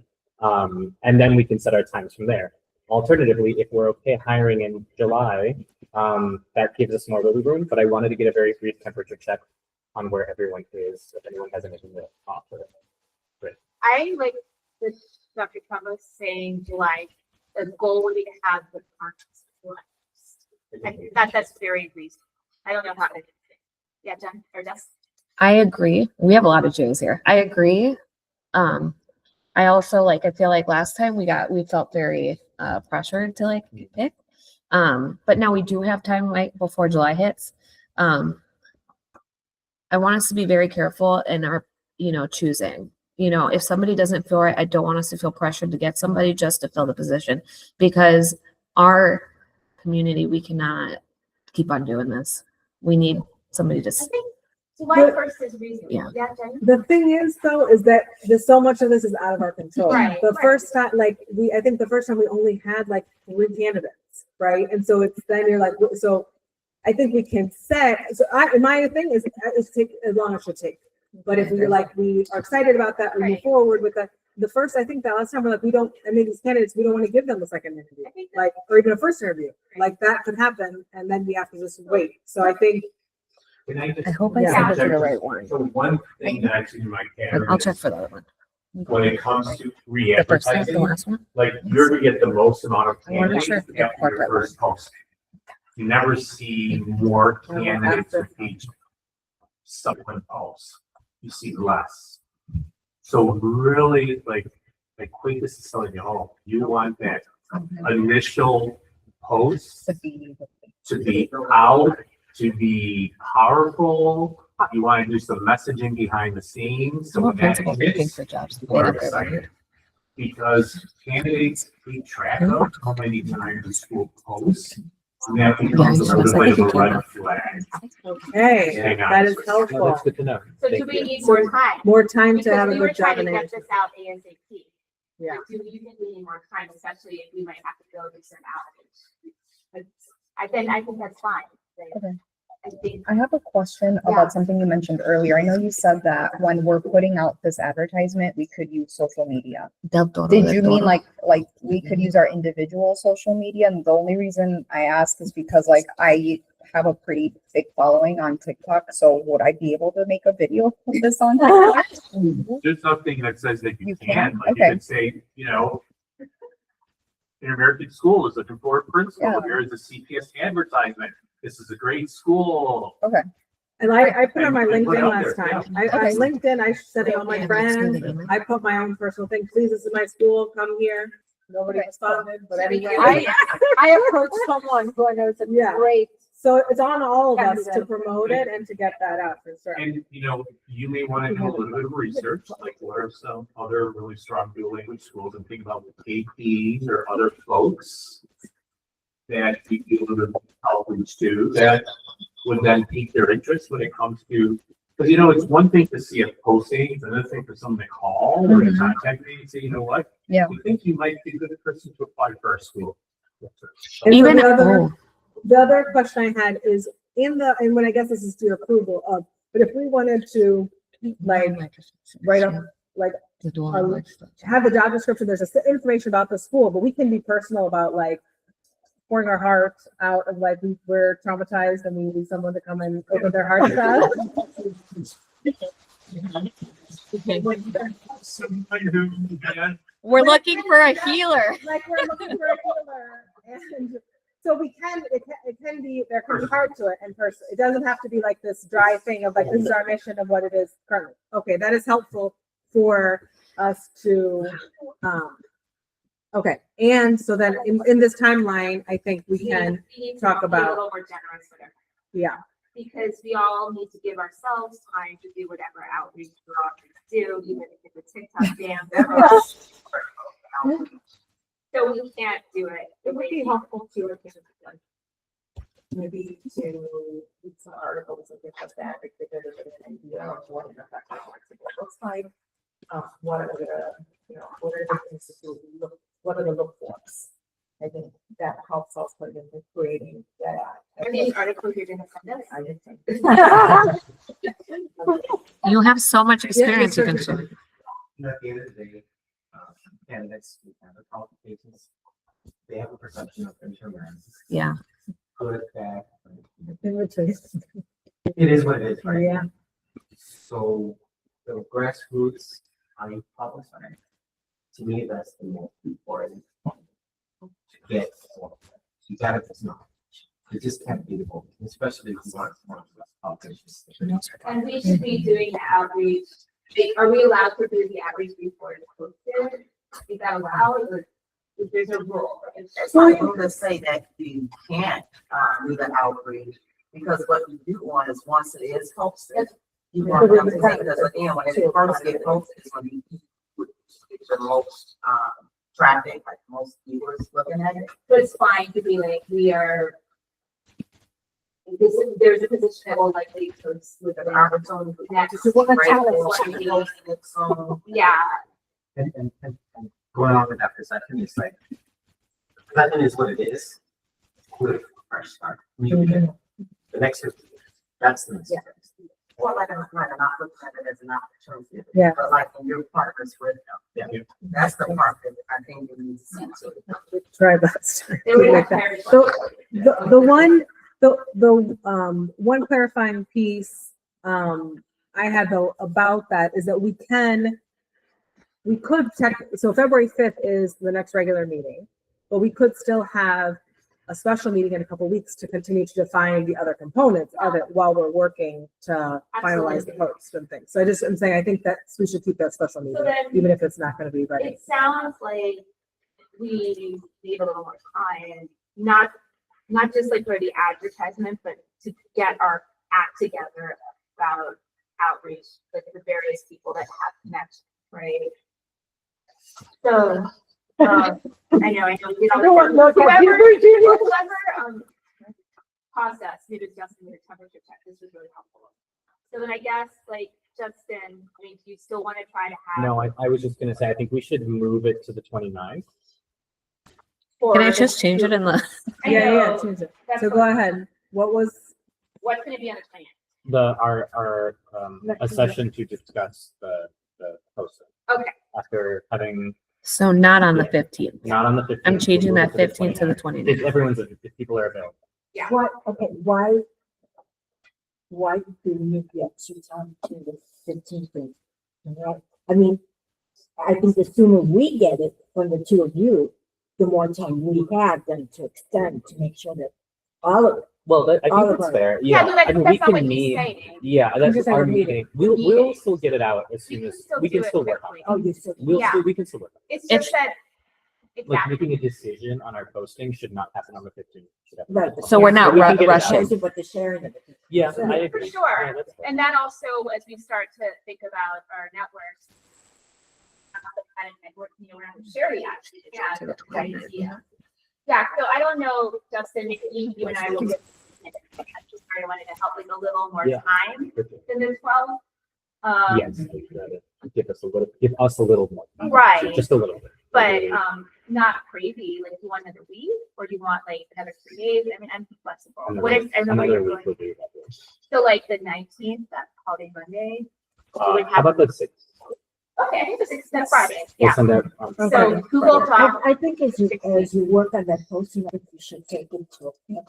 And Dr. Travis, I don't know, I really liked the last chart when you what experience. And I think that we should really take that into account. Oh, he's gonna send us Just like send it to Miss Dale and she'll get it out. Okay, because I think that, as you work on it. So Monday, January 16th, we will send out the Google Doc with the advertisement, and collectively, we're all gonna be working on outreach, right? Yeah. So just for me, I'm now changing the date of the LSC special meeting from January 15th to January 29th. Yeah. I'll And be the- out of the country. I'll be. Oh, sorry, Jenny. Wait. Yeah, no, I'm You're not living gonna- your best life too? I have to go work. No, then let's find, we can find another. Oh no, January 29th. No, I'll still be here. Sorry, the 5th Okay. of February. I leave. No, the 29th I'll be here. Okay. I'm good. Yeah. And then the Possible meeting of edits would have to be on probably February 5th, right? so the 22nd meeting, I am now delete it. Okay. And then so then the next thing would be the February 5th meeting, at which point, if we're lucky, we'll have got that.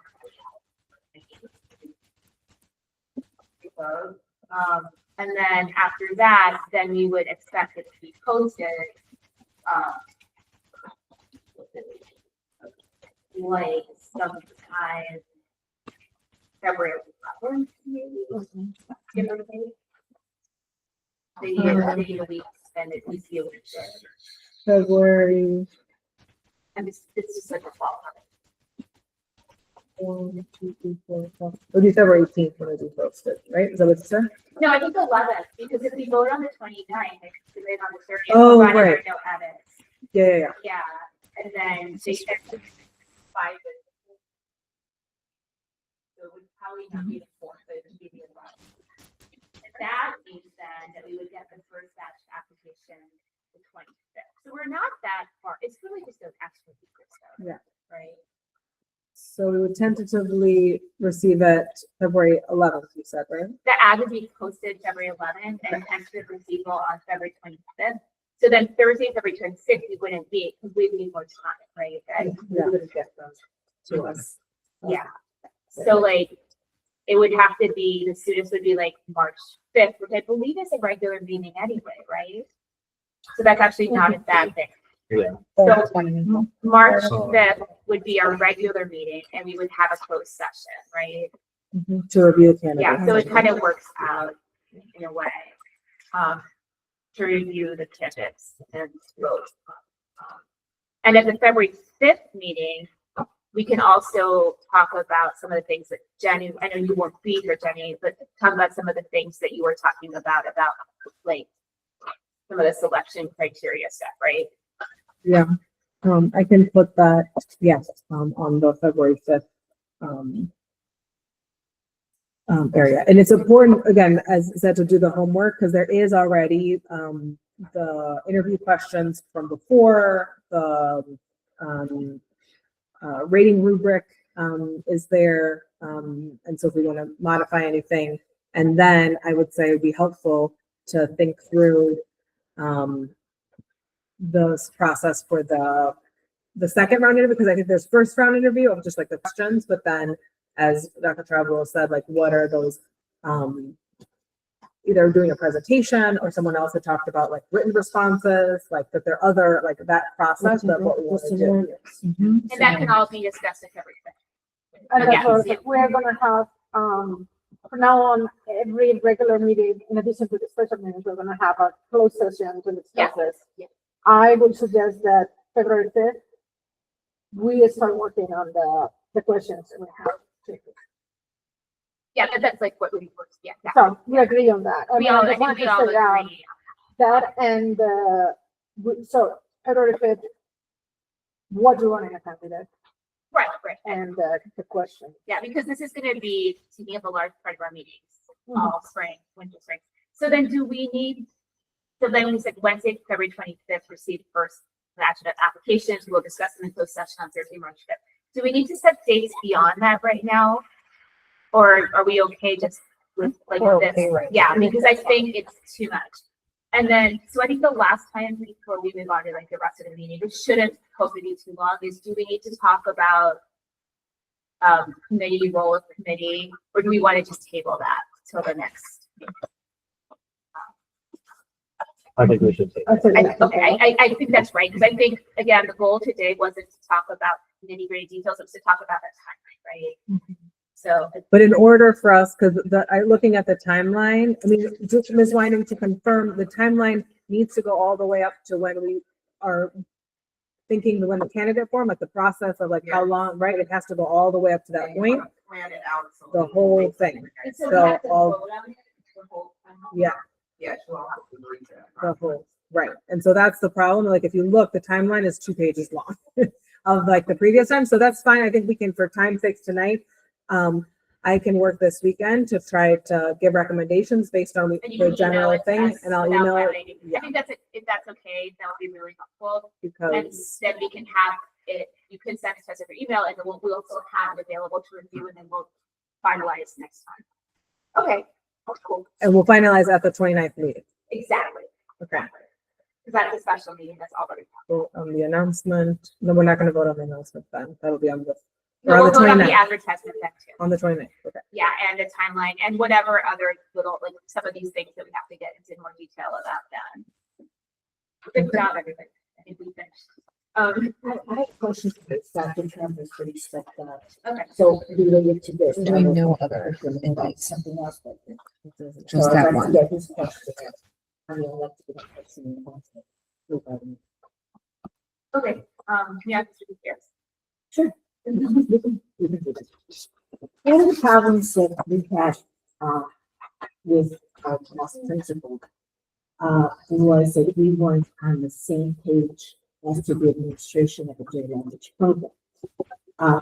And we encountered that in, the previous administration, and I'll have to say the name, so that, even with Dr. Belias, that, we really feel that for a dual language, we need a smaller class size. So, given that, yeah, we've come to that consensus since back so many years ago. Can be done when we, should we put that, I want to get that out in general, like, so that they know, the candidates know what we as a school want, as a community want, the smaller class size for dual language program, as much as what would be permitted under CTU or out of budgeting. But that given, the fact that if we have this money, if we have this, so this will be going to smaller classes. Do we then, can we then post it when either in the posting somewhere or the very first document that they, once we have these candidates, is what is your, in writing, so we get it in writing from all of our candidates, whether we have 5 or whether we have 19, that we would say, what is your idea of the best scenarios or the best practices for a dual language program, and to say that, that we need, we want to get it that they want, that they agree with the smaller class size. I mean, this last principal that we had was willing to put in 30 kids.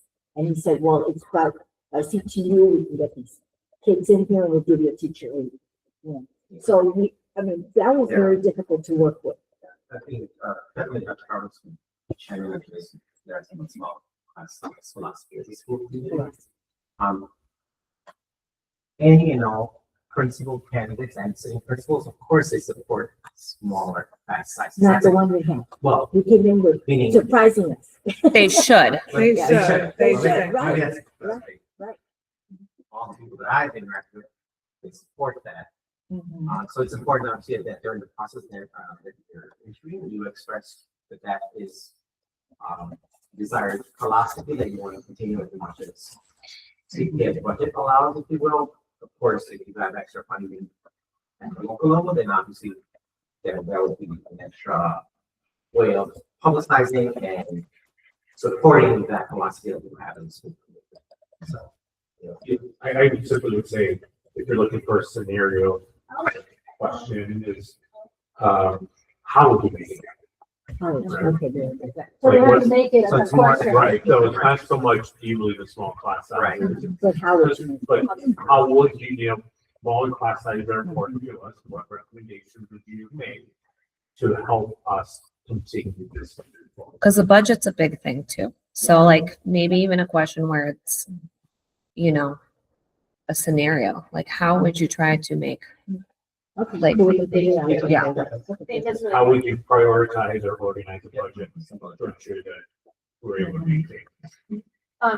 So I just have a quick question though, just thinking about the fact that we can assign some of the tasks. The two of you have taken on the job announcement in terms of like the questions, the rubrics, like is there anybody interested that we could assign people to start working on some of those things? Sure. Who wants to do? And then like I will send you the links to everything, but I just feel like having point people would be helpful for like. Didn't we do it so questions that we ask the candidates in the interviews. Didn't we do it by mini teams based on like we had teacher questions, we had parent questions, right? Yeah. I can't remember. We did. Yeah, I can't remember how we did, but that's how we, I think, ended up, proposing the questions. I can't remember how that worked exactly, but I just want someone to say who can help lead, looking at the questions we had before, and then helping guide, lead a process to figure out those questions. Okay, So you're gonna start looking at it now, and then, it might, maybe it's something that we would briefly discuss on the 29th, that's happening, right, on our time. And yeah, we don't have to have it, like, it's, again, that we have time for that. Yeah. And figuring out like what that is, but just having a point person for the questions for round 1 and 2 to lead that, and what the scenarios would be helpful. So And thank you. if you need, can Oh, I, yeah, just if Jessica. the staff, if you have questions on the staff aspect, like. Do we need, do we need cost, like, could you help you with those? You know what, I was thinking this, I kind of want to look at them. first, Yeah. Because I think that we might not need all those questions. Yeah. But maybe, like, what is the information we want to extract from that candidate, and so then we create questions based on what you want. And I think before we do the questions, we need to know what are we looking in a candidate. We have to discuss that before we do the question. But we can still assign, but I'm just wondering like who I the people understand, are. but we can So you'll assign take those the right lead. now. Because we still have to vote on those questions. Right. Right. So- I can work with So Nudia, but do we have a teacher perspective Yeah, too? Justin. Or do you? Yeah. I Yeah, said- okay, Jess and Nudia. Survey, you wanna do that? Yeah, we should figure out who, why, do I want to do it? Owner of that survey. If you want to sit, I can sit with you since we live close and help you with that if you want. I'm signing up for everything. So This is a to be problem. honest, I remember I put a lot of work, we did consult with a professional survey parent designer. It's actually for a the really last good one. survey. I probably because I'm probably not going to change much of it, to be honest. So I will be the point person and I will make changes if other people do it, but I'm just being upfront that I'm probably going to look at it and be like, oh yeah, that looks good because I did it a couple years ago. And that went through legal before it even got it's sent already out been to approved by people. legal. Yeah, I mean, I thought it was really good. It's kind of long, but I don't know, maybe it's to be long. That was just. We even took sections of it, and I think you, myself, and Ms. Ugarte went through the whole thing and did edits to make it more. We were looking at it the lens too of like, if you did not know what these wordings meant, like how do we change it to make it understandable? There were some things that only geared toward teacher, but we were also posing the same question. Yeah, so we were just trying to add it, like change some words here and there to make it a little bit easier to read and understand. So if you guys want to take a fresh look at it and then. just I come think back to us, it's fine. if you're all going to do minor edits, then maybe 2 people can then look at it and then. Who else wants to? Do you need someone who didn't work on it before? Oh, that's true. Maybe not me. I'm looking at you. Yeah, I agree. I do want to add is based on the experience we just had. I think that we need to look at it also with that lens of how what we expected and what we got. But we have to be, there was very So we much, have to, you And know, that's why I think we need also someone who was not involved in the last. So would you process, be- or 2 processes. Thanks, Kalana. Yeah. So Jenny, Jessica, and Juliana Yeah. for the community survey. And then the timeline, Jenny is looking at And that. then was because it we have just to give the parents an optimal opportunity to tell us what they want from the principal. Not just us, we're very closely within the world more. well, that was a survey. Right. But I mean, there's, we knew what needed to be, I think, as an LSC and the experience that we had, and the fact that we have training as to what our role is also within the LSC. What is But that? I I think don't that understand what parents, that means. Yeah, I don't get it. what I'm trying to say is that sometimes parents didn't understand that we have the authority to approve the CIWP. So it can't just be from that. And we have to approve the budget. And so therefore, when someone comes out as a principal saying, you know, so or the LSC, as But if, I think- we were doing something wrong. I don't when want we to were cut you doing guys off, but I'm trying It's a little really hard to keep us to time and not talk about. That'll be details. feedback to the survey when we send that Exactly, out. that's Yeah. what related it is. What was it? Yeah. I'm sorry, Miss Wendy had raised her hand. Oh, just an update on the question that you guys had around the post, the advertisement. The chair just needs to email to say we want to request an extension. Okay, awesome. Okay, So perfect. then we got the survey thing, and then is there anything else for rubric, Jenny? Is that the last thing that you think we have to have it? So then to the other, there's, develop grading rubrics, determine focus of candidates. Determine the process to make the first and second cut of applicants, assign the people. I think I'll put that in. I think for right now, it would just be the questions. And if someone else, do you want to look at the rubric as well to see if any modified? Because the rubric goes needs with to go with the questions. Yeah, so the question people, well, it'll be questions / rubric, okay? Okay, That interview seems like a very questions reasonable and rubric. I think are we good Yeah, then? I think we're good. Yep. I just want to We make one can final discuss note how she that wants to do it, essentially. Jamal is not here, but Jamal, my understanding is that Jamal has a lot of experience with HR and CPS, so I'm just noting out there that he might be very helpful in this process. If I think when we send the email, or you send the email, right, with like, you know how usually when you're like, don't forget you signed up for this. I mean, I Like try, I will send a recap email of the meeting later. I think just like this is And then I'll just person, remind but I like maybe just be like if Jamal wants to join on one of those, he can people. As email long you. as we don't violate one night. No, just so he emails you only. Right, To- just saying if you're having like more than 3 people already on one of these groups talking, then. No, yeah, then somebody can get booted. Yeah, exactly. So what I'm gonna do, I know that you have in the past, but since I'm going to send out links of all I would love the, if you send that. this time, Nothing I would will make send me it out. So I will send out links to these documents, who signed up for what, and, but by the weekend, I guess, yeah, by Sunday. Okay, so thank you, everyone. I think we're done with that part of the agenda. We're gonna do fundraising event presentations. I think it's just one. Yeah, and Mr. Grissom, I believe, has been waiting this whole time. I'm sorry, Mr. Grissom. But when you're ready, he could present. Yeah. Yeah, go ahead. Oh, you want him to just present? Well, it's on the agenda. It's next item. Oh, Mr. Grissom.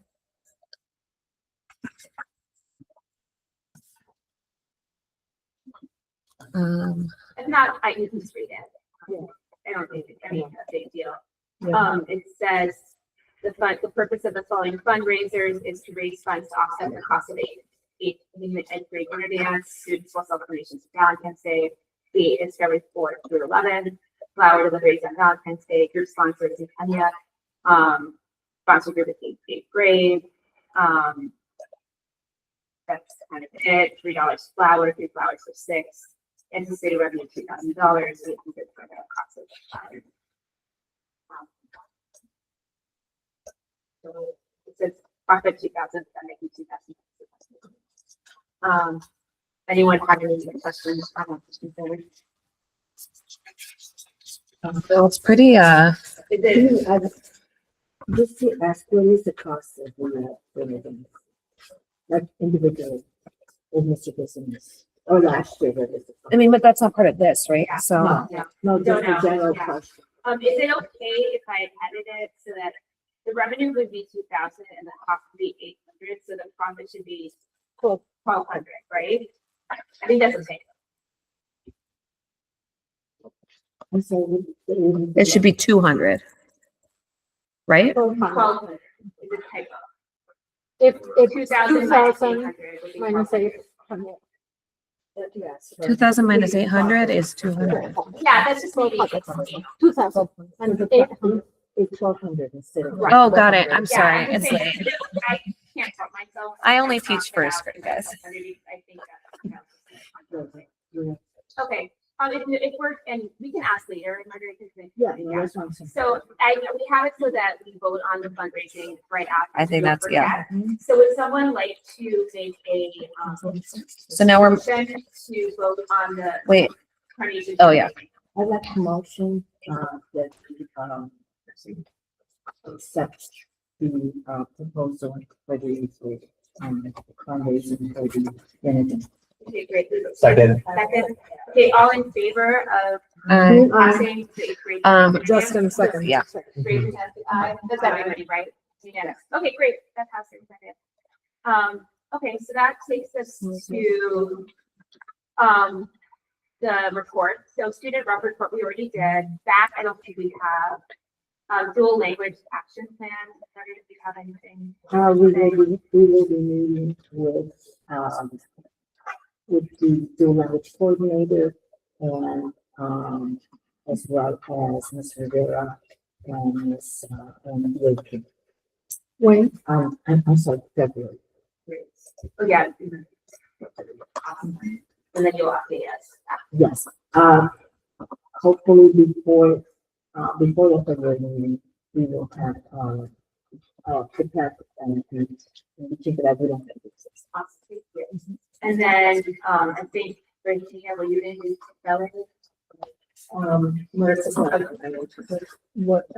it? I can see, sorry. No. No. And then Jess, you said she's gonna grab it, but no PPLC. No PPLC. It's a little hard. I think I'm gonna meet with the PPLC in a couple weeks, but without a principal, I don't know where we go with that.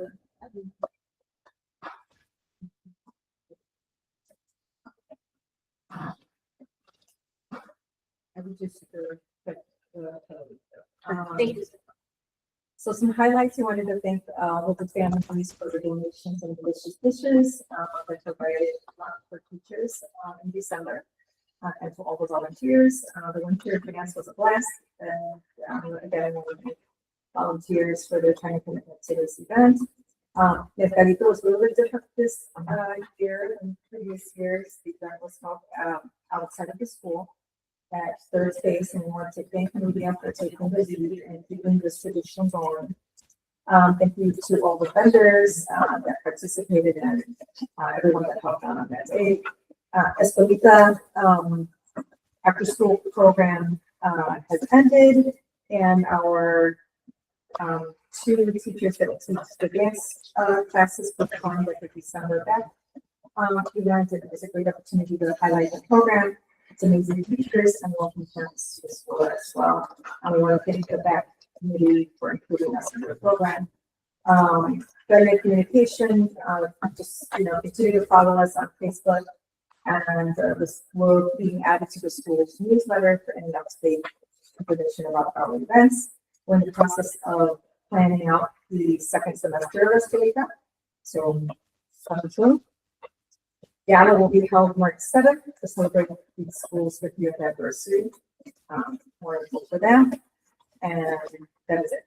Thank you. No PPLC report, moving on to old business.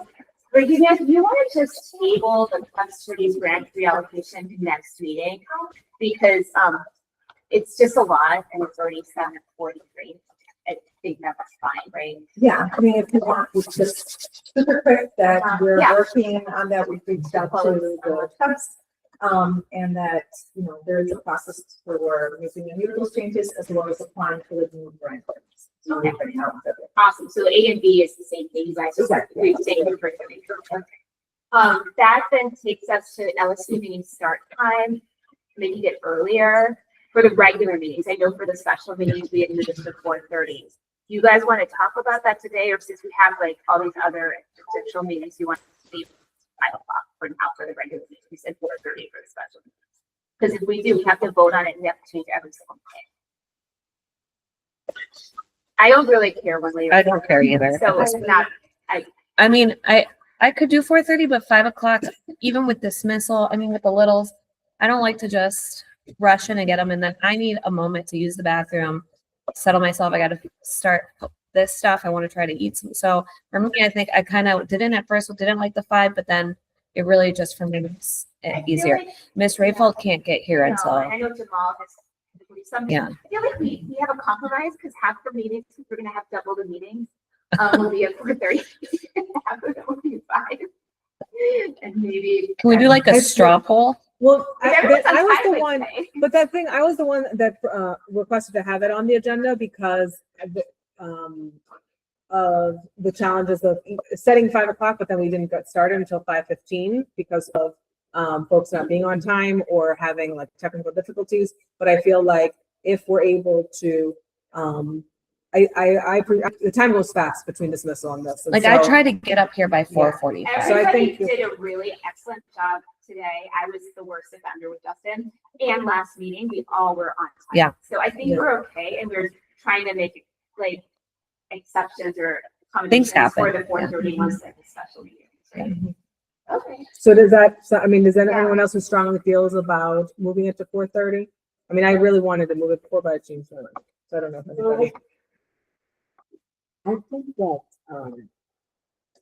you know, you have to consider, you know, by starting by 5, I mean, I hope, you know, most of the time my family is able to attend to my grandchildren, but otherwise it makes it very long, because they're here for a whole hour, and then, you know, to start. And before, when we have nice weather, you know, outside the game, with this cold weather, they're already in a building that they've been in, you know, since 9 o'clock in the morning.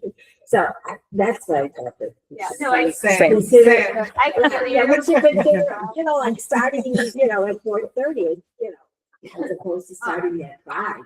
But, you know. If you want to table it, we can also table it next Ms. meeting. White, did you have a thought? Just a recommendation. I've seen other LSC students. You guys can, you don't have to have every week 5. You all can alternate and do some meet in the middle, like, you know, to consider everybody's. Yeah. feelings. You can do 4:45. Some at 5 and some at Yeah. 4. You know, figure out a way to kind of. That's what I'm saying. How's that? That's what I thought. I thought that the winter, winter. I thought that the winter ones should start at 4:30. But then with the Because snow, it might be they're in the harder. building that long. And No, I During agree. during the spring and the summer, the kids are outside for an hour. They've already run around, so when they come into the building, they're ready to sit down with a book. Well, I think now that we have 4:30 for the special meetings and Yeah, 5 so for I thought the. it's a compromise that the special meetings are always 4:30 for now. And I feel like it's unfair. I know Jamal struggles with his job, so if we were voting on it, it would be nice for him to take care of us too, because we have to also, I feel you with the kids, but we have to consider what's. For now, we have some kind of compromise. All special meetings will go with 4:30 and Yeah. keep regular meetings. And then is for those running again for next year, I mean, we have 1 semester left, so they can decide what they want to. And if do we for feel next like we can always bring it up again. Okay. Everybody thinks it's flexible. I'm here all the time. Mhm. New, okay, new You additions, too. and 17 transfers. So they're in, so we have the easy one and the check disbursement for 8th grade class trip for $10,000, 10,298.43. And then the chocolate fundraiser, and then the Fele hot dog sales. All of this is for the 8th grade class trip. Yeah. The total is 13,600. Would someone like to, or we're just talking about it. Are there any people any questions about that one? So I can clarify a little bit on this. Yeah. So the 8th grade class trip, that internal account, you know, all the fundraisers that they had been doing, there's the 2 below are also fundraisers, but the majority of the other fundraisers, that money has been put into the 8th grade class trip. So that amount is the amount that they've done. And then the 8th grade World's Finest chocolate fundraiser was just its own line, but that money was to be used for the 8th grade class trip. And then the Familias en la Escuela, they did that support of 8th grade, remember, through the hot dog sale, or maybe you weren't at that meeting, but through the hot dog sale. And then that's the profit they made from that. And so this is money that was fundraised for the purpose of offsetting the cost for the family's trip to Washington, D.C. And so they're just they're taking the money they have, but they need approval to cut the check to send it to. There's a time sensitive component. Yes, it needs to be cut so that I think it's by February, the very beginning of February, that they get paid. The World's Finest. Hopefully I helped with that. Is it 3617 or 13C17.43. I'm Yeah. right, yeah. Yeah. Right? Okay. So I'll just put that. I'll just- Thank you. Once we get all the money in. Detail oriented. Okay, and so that one 40%. seems like everyone is, we have to vote on it, that's super. And then the other budget transfer, so I'll kind of see $2,000 just helping with this. So, and I just can't remember. We don't have that paper. Only Right, okay, this happened after the Yeah. fact. Mhm. So when the nurse's office was transferred to 104, is that right? Room 104, Yeah, there's no phone line. And so there are a lot of concerns that have been raised about that because, the nurses have things that require, duties that require them to be physically in the room. Their medications that are stored in their room. They also need to be able to call parents to discuss situations that may arise. And since that happened at the start of the year, they've had sort of a difficult choice where they have to either leave, so they might have to leave the room. It might just be when you're expecting. So that's not a safety issue. There maybe or maybe not be a child in the room and medications. You have to go to the office. with a note. There's no private place in the office, so it's a HIPAA violation when they're even making the phone call. Or they can ask someone in the office to make the phone call, but then that's not safe either. It's secondhand information. This actually happened to me. It was a minor thing, and I was terribly confused. And then I was approached, I was like, "Oh, now I understand." And I don't. Do you want to say I was something? gonna say that we just had an incident yesterday with our son, and no one was notified, so we weren't notified, and I guess that makes sense if they don't have. Yeah, coordinated. It's happened to me as a problem, teacher so- where it was like couldn't, like, the office, I don't know what was in that moment the child went, so then the kid ended up with me with the phone with a post-it that said, call parent, and I'm like, I can't call parent, I'm in the classroom. So Yeah, and they need a phone, period. It was brought to my attention, right? Kind of like in the. I think it's a fall, no-brainer. I communicated with former science and then with Dr. Troglos. And then unfortunately, given kind of what played out, it never got resolved. Dr. Troglos said he looked into it. So I think you emailed me on like Monday, and you had talked to the Yeah, so yes, the nursing office is room 104. It's not as simple as just like adding a telephone. There's like, because these are internet phones, they have to add some raceway, run some wiring, the phone itself. It absolutely makes sense to have it installed. It'll be there for years and years and years to come. However, that room gets used or repurposed in the future. It is cost a little over, I believe, $2,400 or. It's Jenny has it. Yeah, but 2,500. it's an investment that is worth it, to be honest with you. And I guess the code that he got, it's like a 30-day. We have a 30-day time limit to transfer the funds, so that then the award thing get. So, it's a little not ideal and it's totally quick. And then Ms. Rivera looked into if we have available funds to actually for a transfer for this. And so Ms. Rivera, I think I emailed you, has offered to come to the next meeting, the fifth meeting. I know it's 15 paper, and kind of give an overview of where the budget is right now, what money we have, where apparently we have a lot of many accounts of various monies. She said that she was able to find and secure a fund. Yes, we don't have all the info around the fund, but I think this is a safety issue and we have a 30-day timeline. And so we do feel very strongly that this is something we do need to approve. Unfortunately, it's not feasible in the middle of the year to move the groups back. No, yeah, I know you're it's just right. frustrating It's when not, it should have things never happened. The location, I think, that we're super happy with. Yeah. But we can't, we're kind of stuck. It's either this or like it's all. That's right. And I looked at the cell phone cost. The cell phone cost is $1,000, so it's not that much of a cost. But a permanent one makes a lot more sense with a dedicated line and phone number and everything. So that's why it was brought in the way it was. It's not, and I think that I know we don't have, I know we really want that meeting. We hear about the budget and the money, but I kind of feel like as a medical professional, like we have to have done this yesterday and it's already been far too long. Yeah. And so, yeah, I think we have the information we need Yeah, to just- take a vote. we can move on. Yeah, I don't think we need to share any more. It was, Yeah. I'm Perfect. Okay, so then we're done with talking about transfers, expenditures, and contracts. So we're going to voting items. Let's vote. There are two. Number one is a grade. Does someone want to make the motion? I motion. So just give me a second. And you have to read the whole thing. Hold A on. grade one. Just give me a second. Yeah, can you just read it out? Yeah, it's this one, right? The trip, the Yeah. eighth grade trip.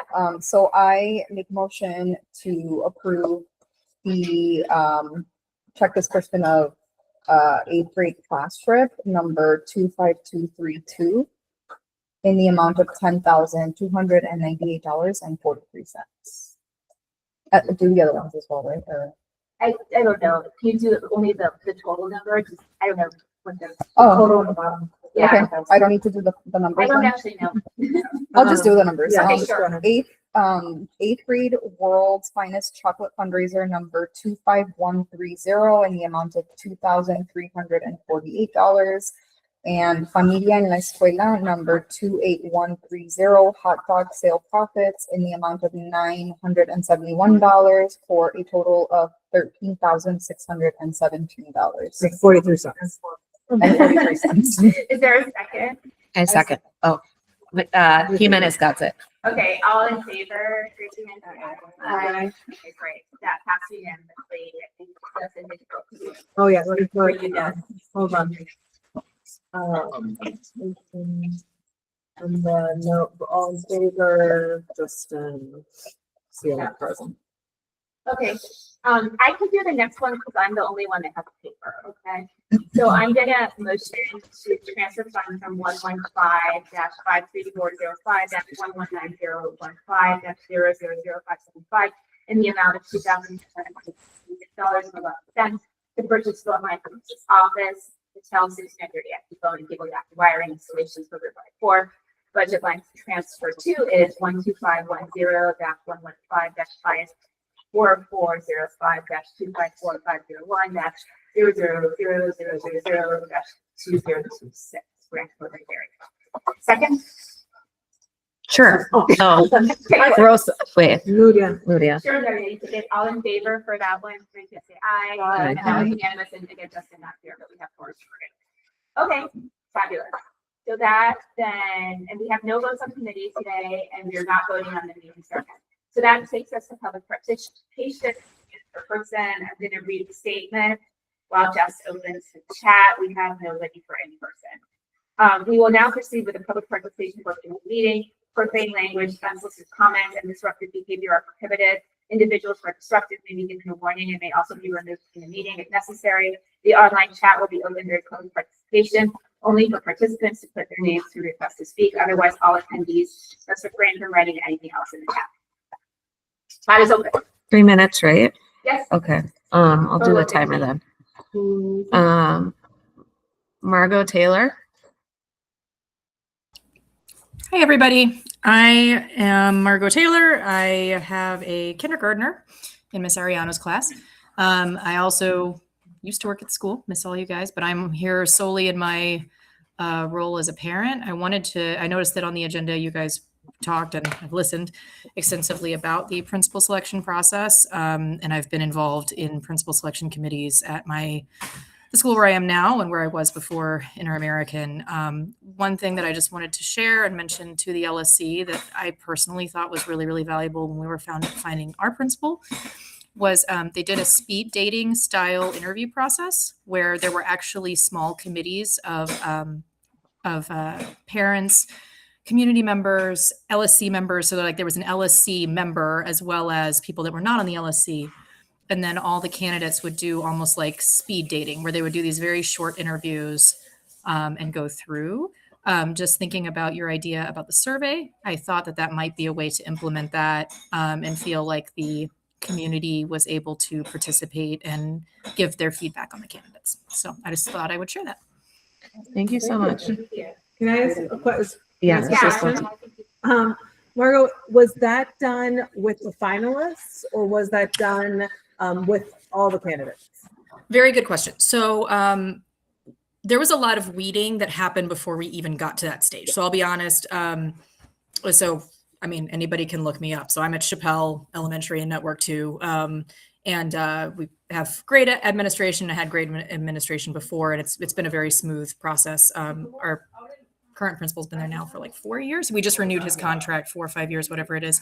Yeah, so first was sort of like, and in our case, our previous administrator was retiring. So that's to get back to what Chief was saying earlier. And if I'm going over my 3 minutes, please tell me. But, you know, it was a little bit more of that situation of we knew that previous principal was retiring. So we were able to kind of do this process. But first there was some like culling of candidates to begin with. But then when it was kind of like, hey, we're more in the range of a larger group, but want to kind of get that temperature check, that's when we did that. And then when it was really down to 2 or 3, then it was a massive, everybody was in the we don't have an auditorium, we have a gym, but you know, the gym where all the community members were asked the final question, or the community members were able to ask final questions. They were up there as a panel responding to the, you know, the final round. Does that answer your question? Yes, thank you so much. Super helpful. It was just a cool format where it felt like everybody was able to bring something different to the table. And like we had come up with questions ahead of time, but people were also able to, in the moment, be like, hey, I want to ask this question and get feedback right then. Thank you. Awesome. Can I ask a clarifying question? Was Miss Winding? Is that? Yeah. Oh, sorry. Public press. Yeah. Oh, wait, no, let's- never Yeah, mind. Am 15 I? minutes, yeah. I'm not, no. Go Not ahead. yet. Well, Not let's, yet, if there's anybody else, I mean, I don't know if there's anyone I can else ask to it speak. later. Anyone else for public? No, there's no names yet. Would anybody else like to participate publicly? Please put your name in the chat. Going once. Going twice. No. So that would be it. Okay, thanks. You want to Anybody else ask? have a question? Sure. So thinking about Ms. Winding, that comment, which I think is a great idea. I love the idea of the speed dating. Because I feel like interviews for principals feels like you're dating for like the right person. We were talking at some point about maybe doing a committee at the end. So, because the issue is, right, they've done committees in the past for principal selection, but then having them meet on time and then us meet on time, it just was like, it was a lot. So I know we had asked about it. Can we have a committee could we decide, right, how we want the committee, what its capacity is? So if we do this like speed dating thing, that would still have to be like a committee that is The confidentiality Yes. and those For for all the, the things, and remember, whenever you form a committee, you have to have a forum. All the things still have to happen. So, want to keep that. so the one question I had about that, because I know next meeting we're talking about the principal committee, but if we wanted, and I think I asked this before, but I'm rephrasing. So if we wanted to have a committee that was made up of parents and teachers and community members, that came in once we had done, the round 2 of interviews. That's when we would want to invite them to participate. That meeting of that committee of everybody would be the Open Meeting Act. But if only a few of the committee members wanted to do then an interview with people, that would be a closed session, right? Or what I'm saying is that we form the committee, but if members of that committee are going to have an interview with the candidate, like after we have already, as the LSC goes through everything, and we say, here is the 3 people that we want to go to second interview. And then we say, now the committee can come and do the process of doing the second round of interviews for those candidates. But that happens in closed session, or that just happens in an interview? Like, we don't have to have Committee, let's say 5. 4 parents, 4 teachers. So 8. Okay, so, Or 3, 6, 3 and 3. 3, yeah. Committee of 6. And the purpose of this committee. Plus us. So all of us and the 6 people. Also, your parents So the and teachers. committee will be responsible. Purpose of committees is for them to count certain pieces of the process. And so Right. they're saying you want them to do the second run on the people you guys have selected to move forward. Then from what they will run, and then they select some, and you all are going to do. Then the whole LSC is going to do the ones they select to move forward. You guys are going to take their recommendation to move forward. Well, we would take, because it's a recommendation, right? So Right. that, and whether it's a committee that's at the beginning of the whole process or at the end, it's just a recommendation anyway, right? And so my question is, can they give that in a closed session? They could share with us their recommendations, and then that could be their role in the selection process. That's it, correct? So you just want this committee to be part of that one meeting, we're going to do the second interview just to give you input on it. Yeah, but they would just be part of, once we filter the Like whittled it through the down. whole process and whittle it down, they would be able to interview candidates and in a closed session, give us their feedback, and then we move forward with the rest of the process. So that sounds doable, but I want you to write it out because it's a lot happening in that committee. Well, my question is that the interviews don't have to, because they're only done in 3 people, they don't have to adhere to the Open Meetings Act, right? Because if 3 of us But interview. it's still LSC business, so you want to be mindful of it. Right, but my question is that if 3 people, so if we have those 3 parents, they're part of the committee, but they're only doing the speed dating thing. Okay. And we don't have to have a public meeting because there's only 3 of them that are going to do that. The same way that we would interview somebody without having a meeting. Those interviews don't happen in a meeting. Yeah, So that's my question is like, can you do that with the committee? right, so we Yes. have a committee that only is going to interview, and we would have that committee join The closed session. the closed session, And then the closed session of the regular or Yes, special yes, meeting. yes. Nothing is discussed until Right. Right. yeah. It's just basically, yes. You can do it. So I just, so to be clear, I know it's convoluted. We could select people to be part of a committee that their only role is to provide a second round of interview and then come to a closed session of the LSC, give us how that went, what their feedback is, and then we take that into consideration. They have to sign a confidentiality. They can't tell anybody about that, but they would conduct an interview with the 3 members of And the you committee. guys would not be present for that. That would be, well, yeah, I mean, we couldn't be, right, but in terms of, but for fluidity, yes, we would either be present or it should be 2 members and 1 of us, because it would be 3, right? Quick question. Yes. So it can't be more than 3 people of the committee. Okay. So then Thank would you want to do that multiple times? Like, would you want to have the parents do like a speed dating with them and then have like the LSC do like a speed dating? Well, no, because in general, we as an LSC could decide how many times we want to give interviews. I think we're So not we talking do about a speed round dating 1 right now. interview, we round 2, we could give, we can interview them as many times as we want in the process. Yes, you can. But you don't want to tire them. Right, we don't want to tire them out, but I'm saying. Right, that's what I'm. Right. I'm not trying to be excessive. Right. But in terms of, we could say after the LSC has interviewed them like the second time, we could say, now we have vetted enough of them. We have 3 potentially before the, we have 5. 3 candidates in front of this committee to give their to say what give their recommendation, and then you guys take their. It's Yes. that interview is recorded because The we rest of record the all of people, them. The people that are not part of that committee, if it's more, let's say that committee 6 people, right? But only 3 sit for 1 interview, 3 do the other there, but they're sharing, we're sharing it to all the people that were not there. Yes, and you all do that too. Right, which we did last we time. did. And then you you come with and we have their resumes, even though we were not, you have the resumes, you make your notes, but we come to the LSC meeting and we discuss them in closed session then to make the vote in open session. Yeah. So I'll write down the proposal for the next meeting, but Thank you. potentially, Yes. the idea would be, let's say we have 10 candidates total. We all decide how many we do a first interview potentially, we all see it, and then we say, now these are the 5 we want to have an impact and get feedback from the parents and teachers. They come into a closed session, give us their recommendations, and then we decide if we want to do another interview with just us, or go straight, we are able to take a decision and go to a public forum potentially with the findings. Yeah. Just remember with that committee, in order for them to do business, that you just named, they have to have a forum. Yeah.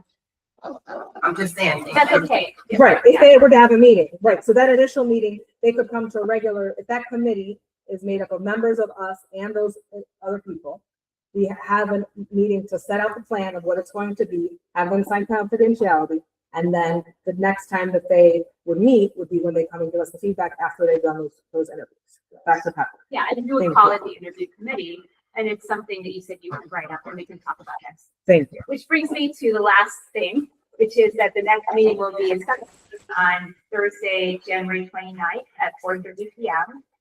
And then would someone like to make a motion to adjourn? We're 10 minutes over. I make To adjourn. Okay. a second. Yes, by Deb. All in favor of adjourning? Aye. Aye. Everybody, right? Okay. Thank you, everybody. Thank you. Everyone. Yeah, we did. Yeah. Who just did the second?